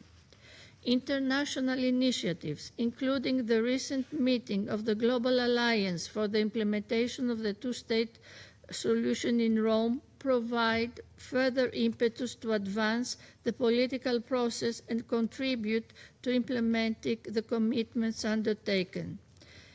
Greece will remain committed to working to turn the present opening into lasting progress towards sustainable peace and stability in Gaza and the West Bank. I thank you. I thank the representative of Greece for the statement, and I now give the floor to the representative of Somalia. Madam President, I thank Acting Special Coordinator Al-Akbarov and High Representative Mladenov for their briefing. I also listened carefully to Ms. Rayburn's IDA Director remarks, which underscore the urgent realities facing Palestinians and humanitarian actors in the occupied Palestinian territory, as well as the dangerous humanitarian disconnection in the implementation of Resolution 2803. Somalia wishes to underscore the following key points. First, the situation in Gaza remains deeply alarming and requires sustained attention. The humanitarian crisis is acute. Nearly 2 million individuals, about 94% of Gaza's population, now require shelter or basic household assistance, while water insecurity affects the vast majority of residents. As we have heard, humanitarian access remains severely restricted and the needs on the ground are immense. Somalia reiterates its call for the full, immediate, and faithful implementation of Security Council Resolution 2803 with tangible improvements for Palestinian civilians, including unimpeded humanitarian access, reconstruction, and the advancement of credible political process toward peace. We note the recent agreement on the 15-point roadmap with Hamas for Gaza's next phase, which outlines steps for disarmament and Israeli withdrawal. While this development is significant, Somalia is concerned by the lack of progress in the implementation, in particular, ongoing ambiguity in timelines and lack of clarity regarding the sequencing of commitments under Resolution 2803, which could entrench the long-standing occupation of Palestinian territories. We note with regret the posture of the Israeli occupation in their rejection of this roadmap and its unwillingness to proceed at this stage. This has direct implication on the ceasefire and accountability for the situation on the ground. Of the 150 cases of troops conduct in Gaza reviewed by Israel, the occupying force, only 2 have resulted in criminal referrals, further eroding confidence in the accountability process. The Council must insist that Israel, the occupying power, provide clarity, transparency, and genuine engagement to agreed steps in order to create the conditions necessary for peace and stability. Second, Somalia emphasizes that humanitarian aid is a legal and moral imperative and must not be politicized. It should be removed from security prerequisites like disarmament verification in the implementation of Resolution 2803. All border crossings must remain open to ensure the rapid and safe delivery of essential supplies, including fuel, medicine, food, and water. Gaza's healthcare system is at risk of collapse, with thousands in need of specialized care and urgent evacuation, while medical facilities are overwhelmed or destroyed. The restoration of medical corridors to the West Bank should also be immediate, and the efforts to rebuild Gaza's healthcare infrastructure are essential. Somalia rejects collective punishment in all its forms. Civilians, especially women and children, must never bear the consequences of political or military decisions. Third, developments in the West Bank and East Jerusalem remains a source of grave concern. In August, the announcement of tenders of 1,234 new housing units in the E1 area threatens to further fragment the West Bank and undermine the prospects for a viable Palestinian state. Today, it's evident that the trajectory of Israeli policy is shifting its long-standing annexation from a de facto to a de jure reality. These recent legislative and administrative changes, transferring key authorities from military to civilian Israeli control in the West Bank, are clear steps in this direction. In that regard, Somalia condemns these actions and reaffirms that all Israeli settlements in the occupied Palestinian territory, including East Jerusalem, are illegal and in contravention of Security Council Resolution 2334. We call directly on Israel, the occupying power, to reverse these measures, which exasperate tensions and undermine the pursuit of a just peace. While recent indictment of settlers for a deadly attack is a rare step toward accountability, such measures remain insufficient. Fourth, the protection of civilians and the safeguarding of humanitarian operations must remain central to the Council's effort. The challenges faced by Palestinians across the occupied Palestinian territory are profound. Since last October's ceasefire, over 1,250 Palestinians have been killed and more than 4,000 injured in Gaza alone. In the West Bank and East Jerusalem in 2026, sexual violence has resulted in 70 Palestinian deaths, including 18 children, and over 1,500 incidents have been recorded affecting hundreds of communities. Somalia is also deeply concerned by the restrictions impacting UNRWA's ability to fulfill its mandate. UNRWA remains an indispensable provider of services to millions of Palestinian refugees and must be protected and supported. Therefore, we join the Secretary General in strongly condemning the recent unauthorized entries by Israeli authorities into UNRWA premises in the Kalandia Training Center, which is the fifth instance of unauthorized entry by the Israeli authorities into the center since May. It's imperative that the UN premises are respected and that the humanitarian and UN staff are able to operate safely with their privileges and immunities fully upheld. Lastly, Madam President, the multifaceted challenges before us cannot be addressed solely through the humanitarian lens, which is under severe restriction today. A durable political solution is in addressing the long-standing root cause of occupation is indispensable. The faithful and the full immediate implementation of Resolution 2803 and 2334 must be prioritized. The unity and territorial integrity of Gaza and the West Bank, including East Jerusalem, must be preserved. Somalia is particularly concerned by the withholding of $6 billion of Palestinian Authority tax revenues and banking restrictions, which threaten Palestinian governance and exacerbate the humanitarian crisis. Somalia reaffirms its unwavering support for the Palestinian people's right to self-determination and the establishment of an independent, sovereign, and contiguous state of Palestine based on pre-1967 borders with Al-Quds al-Sharif as its capital. I thank you. I thank the representative of Somalia as for the statement, and I shall now make a statement in my capacity as the representative of Denmark.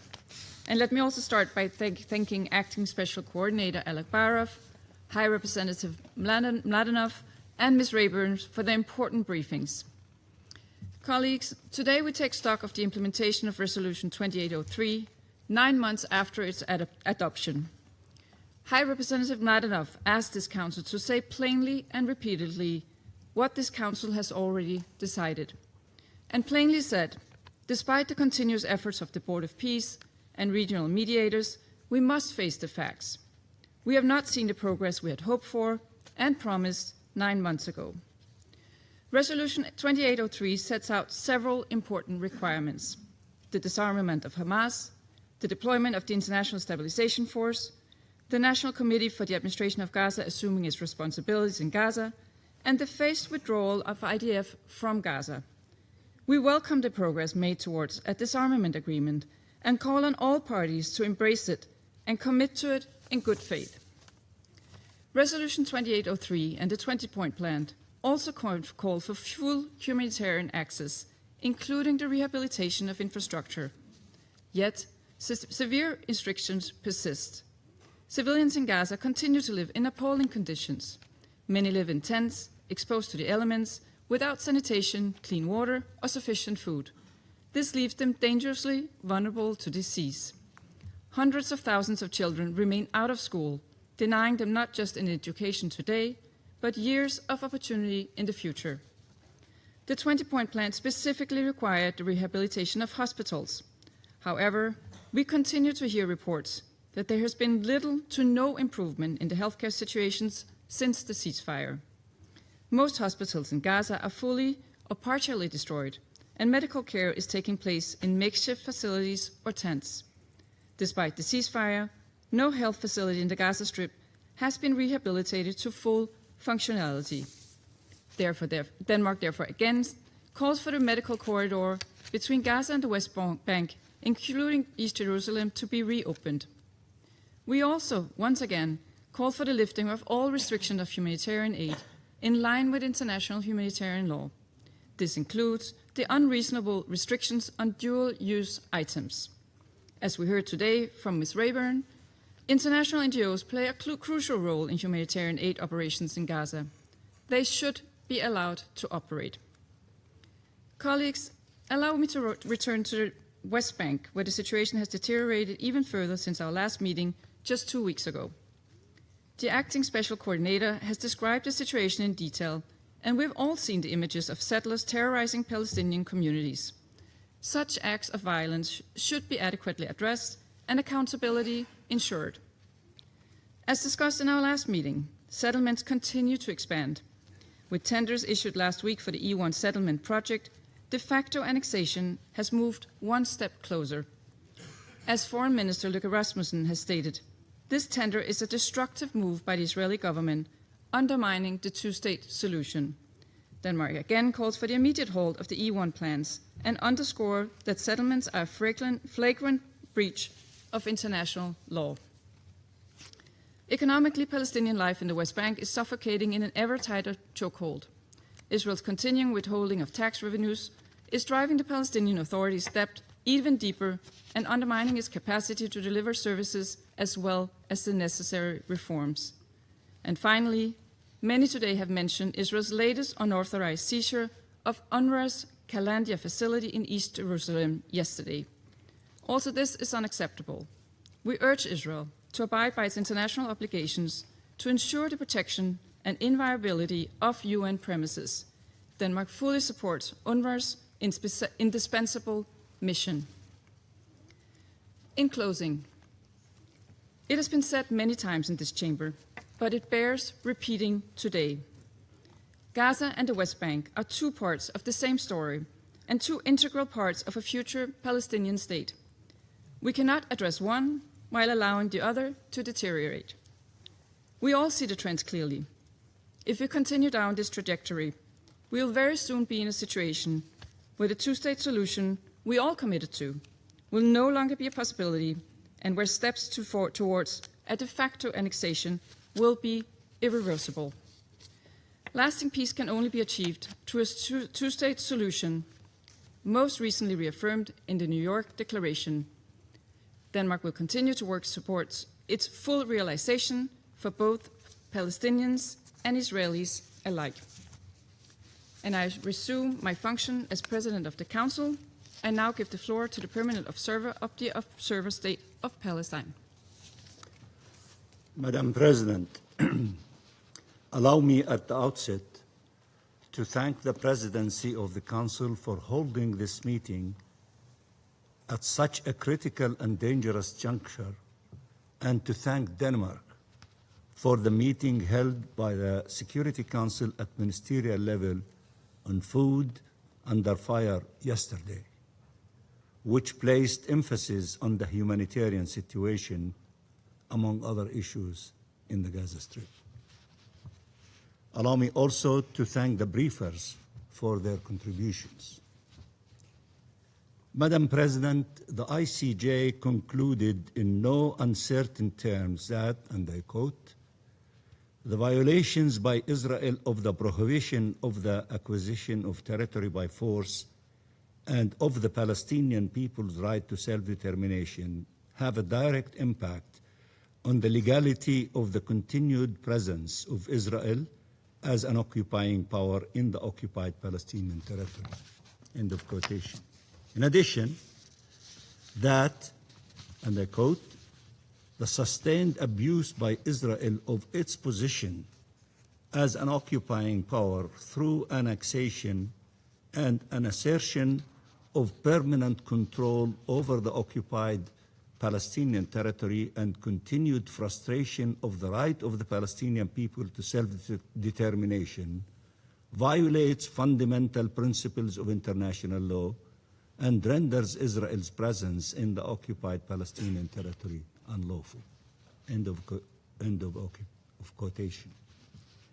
Annexation has long been underway, but Israel has now crossed the Rubicon when it comes to full-fledged, full-blown annexation with the release of the tenders for E1 plan. The Israeli government stated clearly that its goal in issuing these tenders was the destruction of the Palestinian state and the triumph of the settler state. This is in parallel with the settlers' violence terrorizing the Palestinian population that the Israeli government has helped unleashed, is refusing to control, and continues to effectively support. They do not care that annexation kills any prospect for peace in our region. This is indeed their objective, as their appetite for colonial conquest is far greater than their concern for their own people. They want to derail the efforts of President Trump and the implementation of the comprehensive plan, which encompasses the clearly affirmed policy of President Trump rejecting annexation, while Palestine, the region, and other international partners are mobilizing to consolidate the ceasefire in Gaza and to implement the resolutions of this Council in this regard. Their objectives are clear. They are ideological and electoral and reflective of an illusion that the Palestine question can be addressed by the annihilation of our national project and the destruction of our state and our people. This is madness, and this strategy of perpetual war and denial of our rights has failed over and over again, but comes with a heavy and unbearable human toll. Madam President, Israel's obligations are clear as its disregard for them. Israel's crimes committed against our people and the grave breaches of international law are among the best documented in history. I repeat, among the best documented in history, and you all know that. So I am here to speak of the obligations of the rest of the international community in view of Israel's persistence in committing these breaches. Allow me to start by thanking all the countries and their leaders who have taken a clear and unequivocal stance following the release of the E1 tenders in condemning the E1 plan and the settlement regime and calling to reverse all these illegal unilateral steps. We call on all states to abide by their obligations under international law as clarified by the ICJ.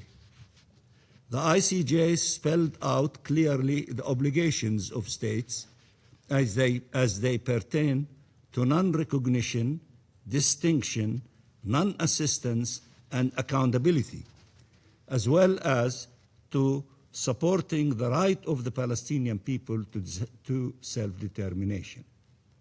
Here they are, these obligations.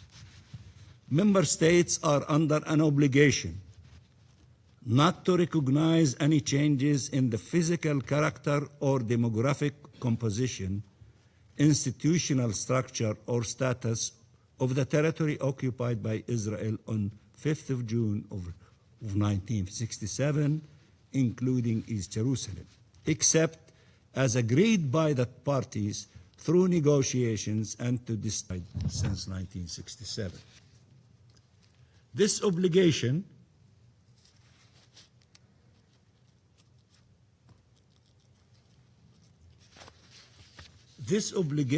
of distinction encompasses the obligation to abstain from treaty relations with Israel in all cases in which it purports to act on behalf of the occupied Palestinian territory or a part thereof.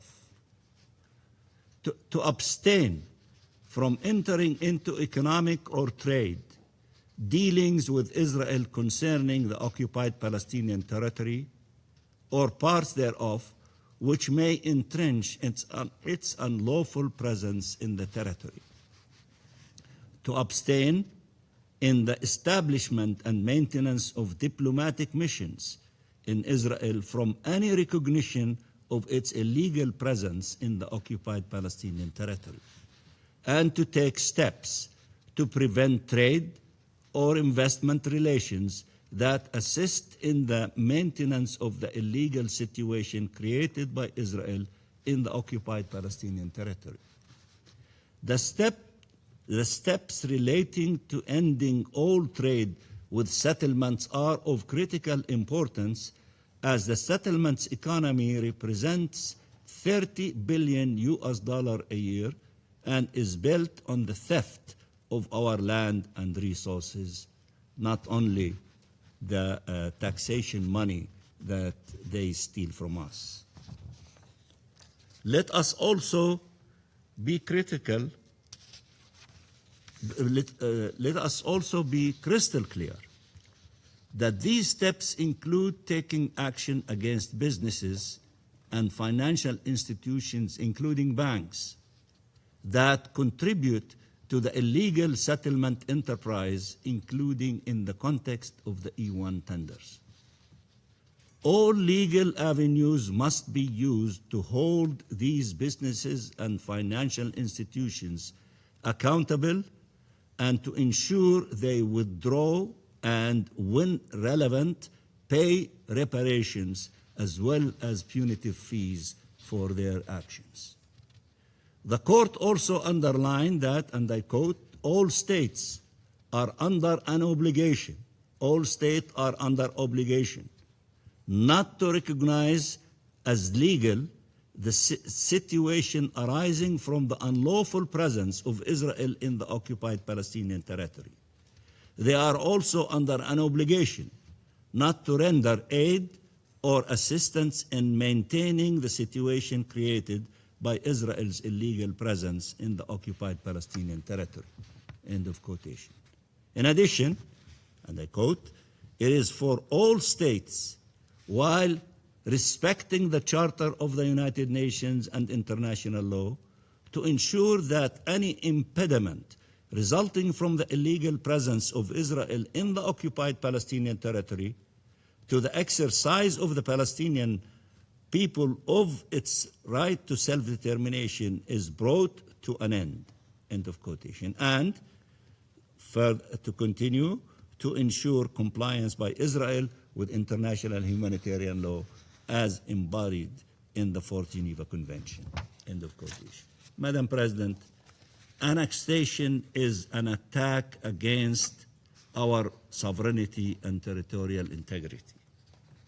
I repeat, annexation is an attack against our sovereignty and territorial integrity.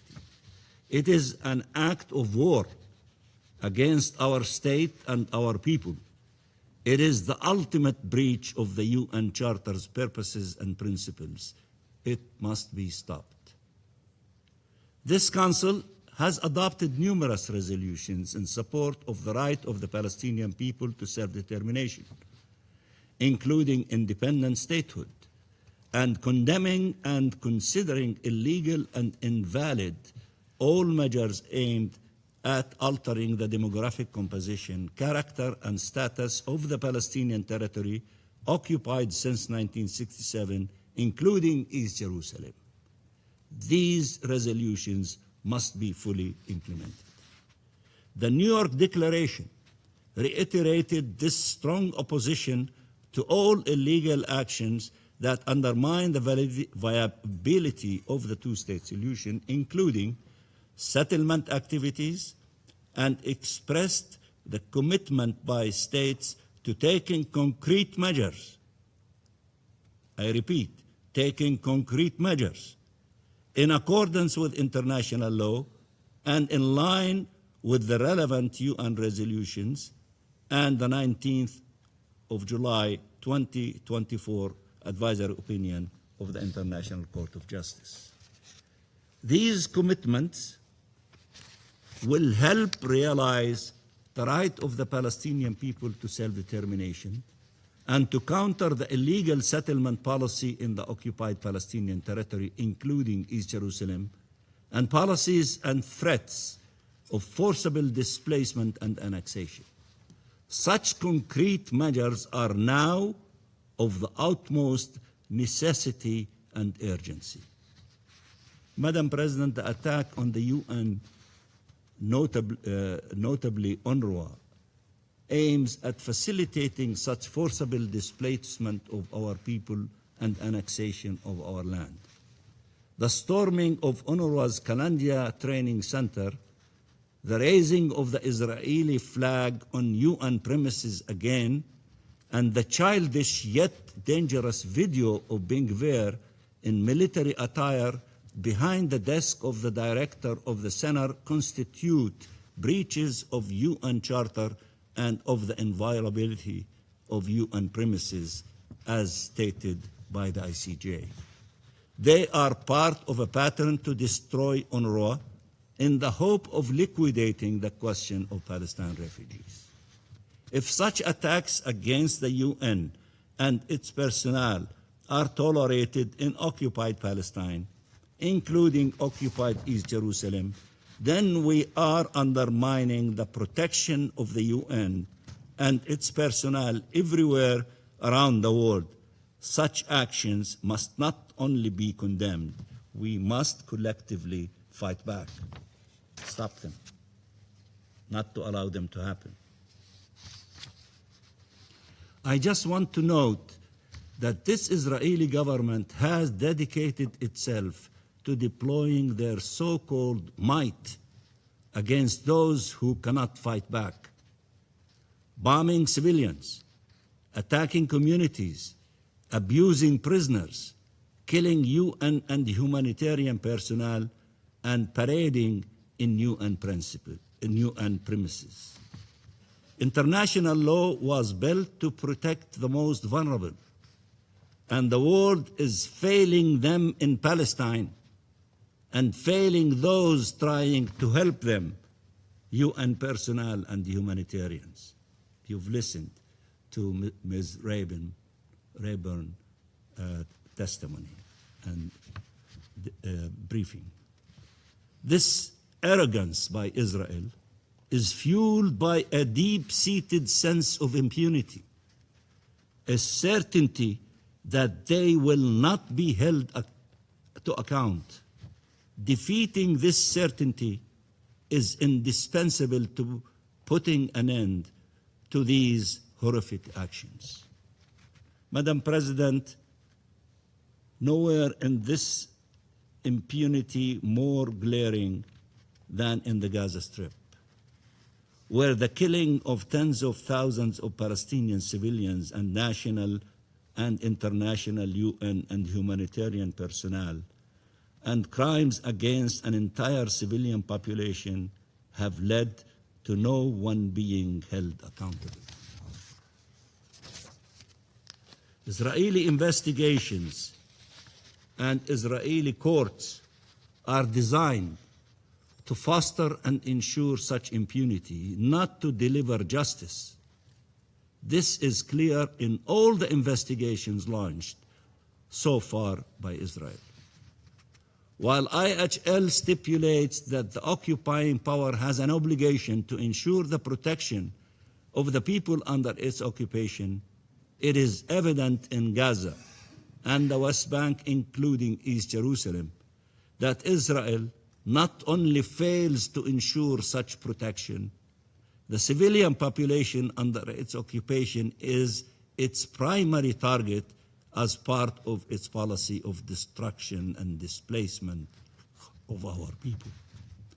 The Palestinian people must be afforded, without delay, international protection until such time as their sovereign and independent state is able to protect them. I repeat, the Palestinian people must be afforded, without delay, international protection until such time as their sovereign and independent state is able to protect them. Madam President, the Middle East is not condemned to perpetual war. It is our collective policies that determine its future, and our ability to stop the policies that entrench occupation and fuel war and violence, and to pursue policies that allow for liberty, sovereignty, and peace to prevail, will determine how the Middle East will look for decades to come. We believe in a Middle East of sovereign states enjoying shared peace, shared security, and shared prosperity. We must not allow anyone to deprive the peoples of our region of such a prospect. We must act resolutely now, or the horrors we have seen so far will only be a prelude for more horrors to come. A different future is possible if we act together today. I thank you very much, Madam President. And I thank the permanent observer of the Observer State of Palestine for the statement. I now give the floor to the representative of Israel. Madam President, I'd like to begin by thanking today's briefers. It has been 5 years since I last addressed the Security Council. I'm proud to be back representing Israel at the United Nations and to address this council today. In one of my last speeches here, at the height of the COVID-19 pandemic, I gave this council a warning. I warned that Iran was using global attention on COVID to advance its dangerous agenda. I warned about Iran's nuclear ambitions, its advanced missiles production, and its support for terrorist proxies throughout the Middle East: Hamas, the Houthis, the Shia militias in Iraq, and Hezbollah. I warned about Hezbollah's growing presence in southern Lebanon, including its terror tunnel and its 150,000 missiles and rockets aimed at Israeli civilians, the majority of which were supplied and financed by Iran. And I warned that these threats would not disappear simply because the international community chose to look elsewhere. Madam President, when I addressed this council in 2021, I also warned of Hamas's military buildup in Gaza and of its deliberate strategy of hiding behind Gazan civilians while targeting Israeli civilians, embedding its military infrastructure in schools, hospitals, mosques, and residential areas. Regrettably, for years, this council could not bring itself to condemn Hamas by name, not when it fired rockets at Israeli civilians from within densely populated areas in Gaza, and not even after the atrocities of October 7th. The international community ignored Hamas's terrorist activities, just as it ignores Hezbollah's. That silence did not restrain these terrorist organizations. It emboldened them. Madam President, the civilians of Gaza are not Israel's enemy. Our conflict is with Hamas, a genocidal terrorist organization that must be disarmed. It must cease governing the people of Gaza and terrorizing Israel, as well as its own people. Today, we have an opportunity to ensure that the mistakes of the past are not repeated. Israel is committed to US President Donald Trump's 20-point plan to end the Gaza conflict, endorsed by this Council in Security Council Resolution 2803. But the plan cannot succeed while Hamas remains armed. Disarmament must come first. Hamas and its weapons must be fully dismantled, its terrorist infrastructure destroyed, and its ability to rearm eliminated, as was agreed upon in the 20-point plan. Israel is working closely with the United States and the Board of Peace to achieve this. Madam President, earlier this month, during a meeting of Prime Minister Netanyahu with Jared Kushner and Nikolai Mladenov in Jerusalem, it was agreed to establish two working groups. One, to advance the prompt disarmament of Hamas and demilitarization of Gaza, to be completed before reconstruction begins. And another, to address urgent public health needs, including sanitation and clean water, affecting both Gaza and Israel. That second working group reflects Israel's continued commitment to help facilitate the improvement of humanitarian conditions in Gaza. Since the ceasefire began, some 600 trucks per day have carried approximately 2 million tons of food into Gaza, including an additional 200,000 tons since the Council's last monthly meeting.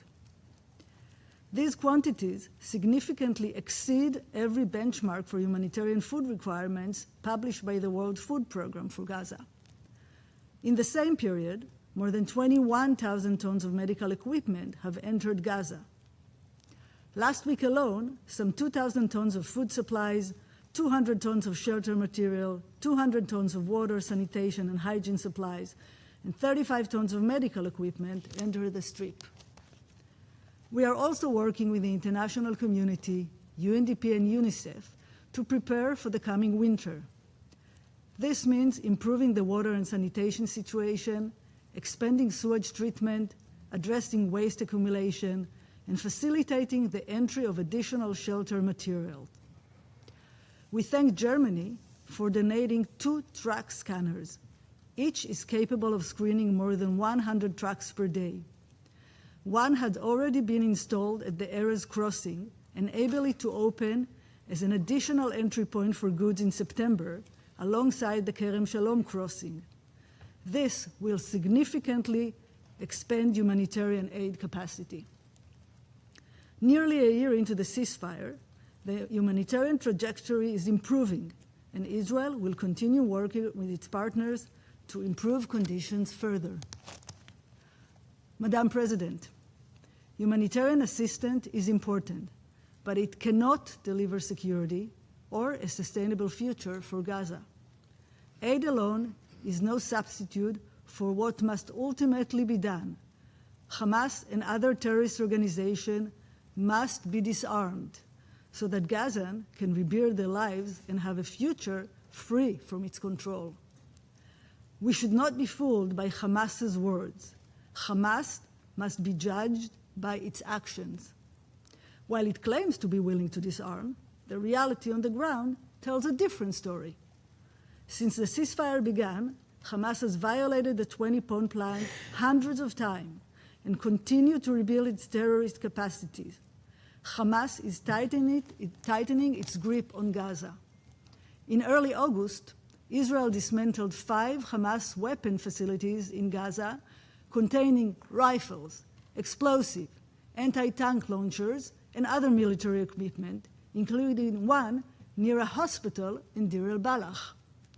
Just this past Sunday, another weapons manufacturing site was found near an aid distribution center, and 2 weapon storage facilities were found inside mosques, further evidence of Hamas embedding its terrorist infrastructure among civilians, as it has done before and after October 7th.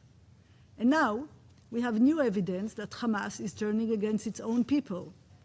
Israeli intelligence confirmed that Hamas is using Nasser Hospital in Khan Yunis for interrogations, torture, and extortion, exploiting a place meant to heal Gazans to intimidate them instead.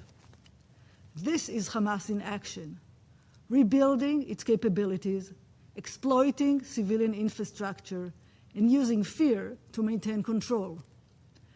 That is why Hamas's disarmament cannot rest on promises. It must be complete, verifiable, and irreversible. Madam President, Israel knows what happens when disarmament exists only on paper.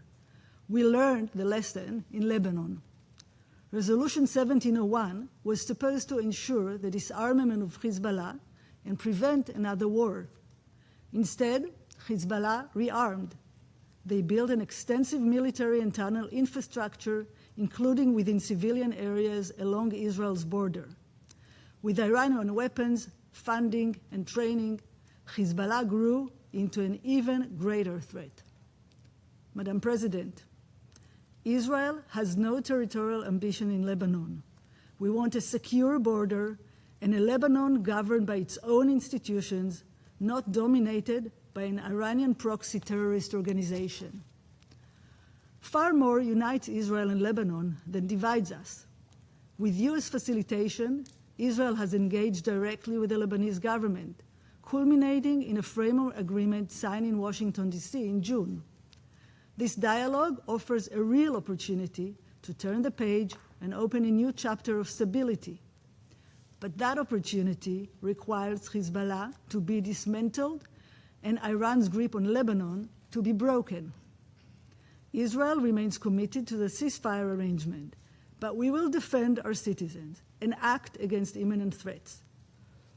Any further steps must be based on performance on the ground, ensuring that areas from which Israel withdraws remain free of Hezbollah and its military infrastructure. Hezbollah is the only force standing in the way of peace and prosperity in Lebanon. Madam President, we heard many speakers today refer to Kafr Aqib, which speakers here referred to as UNRWA Kalandia Center, including false claims that Israel is acting against the United Nations. Having been personally involved in this issue for several years now, I would like to clarify the facts. Kafr Aqib is a densely populated Arab neighborhood in Jerusalem facing a severe shortage of land for much-needed local educational facilities. Currently, approximately 2,000 local Arab students, including children with special needs, must commute long distances to reach schools elsewhere in the city. For decades, UNRWA has walled off approximately 90 dunam of land in that neighborhood, despite holding no property right over it. Lawfully owned by the Jewish National Fund since 1937, the property was allocated to the Jerusalem municipality for educational facilities serving the Arab children of Kafr Aqib. In 2022 and 2023, I personally participated in meetings with the former UNRWA Commissioner General to seek an arrangement that would allow a school to be built on this site. And I'll be happy to share more information later with interested colleagues. Regrettably, UNRWA rejected the request amid political pressure from local employees opposed to cooperation with Israel. Sadly, this is not surprising. The October 7th massacre exposed Hamas's infiltration within UNRWA, including the involvement of UNRWA's employees in the attacks.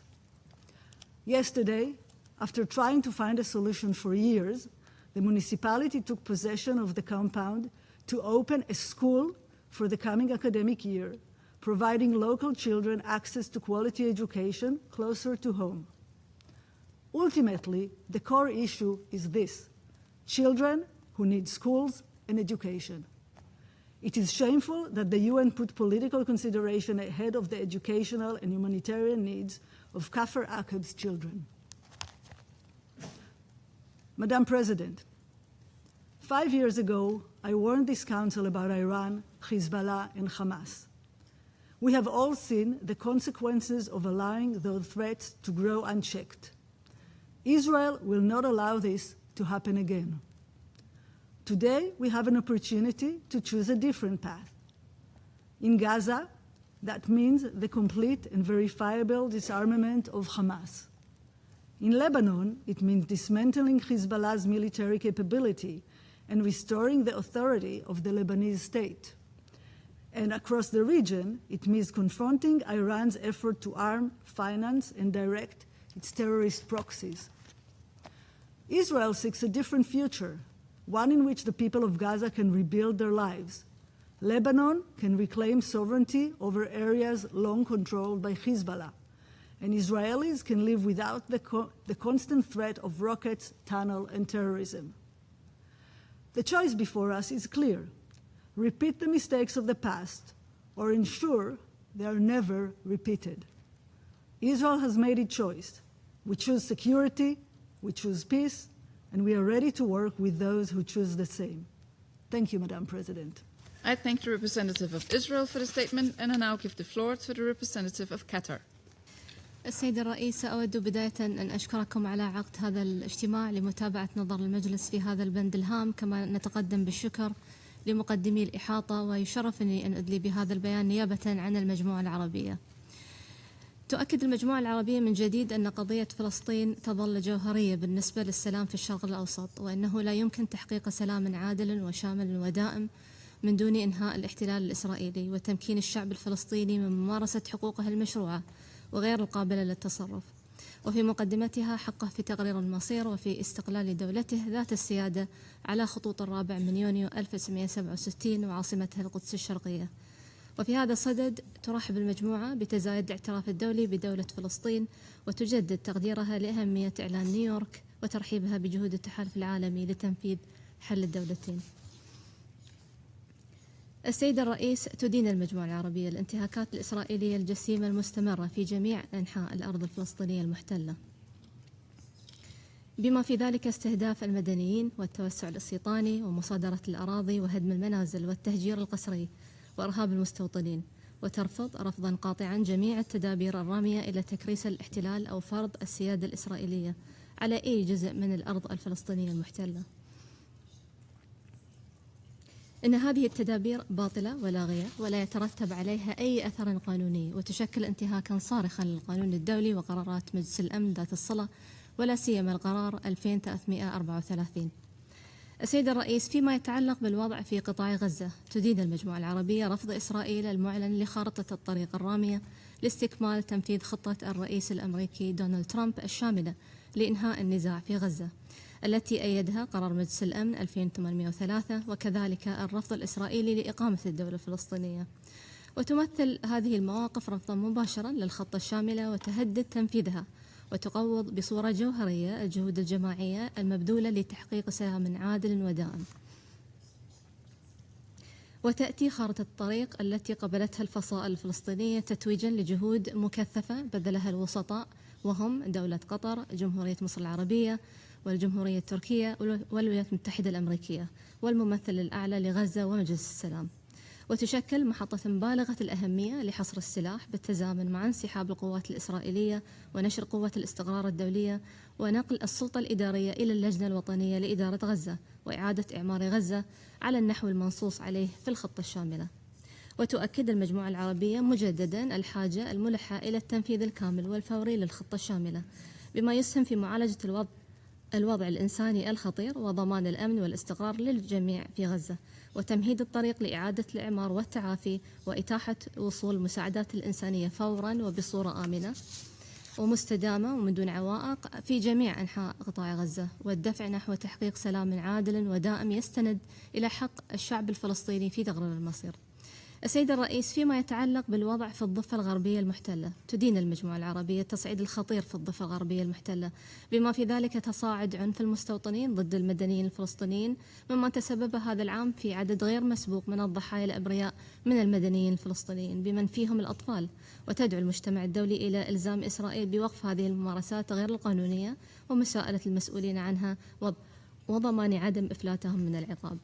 وتدين المجموعة العربية سياسات التوسع الاستيطاني الإسرائيلية غير القانونية، وتعرب عن الرفض الكامل لمخطط A1 الاستيطاني وما يرتبط به من أنشطة استيطانية في شرق القدس الشرقية المحتلة، ويشكل هذا انتهاكا للقانون الدولي والقرار 2334 علاوة على الرأي الاستشاري لمحكمة العدل الدولية.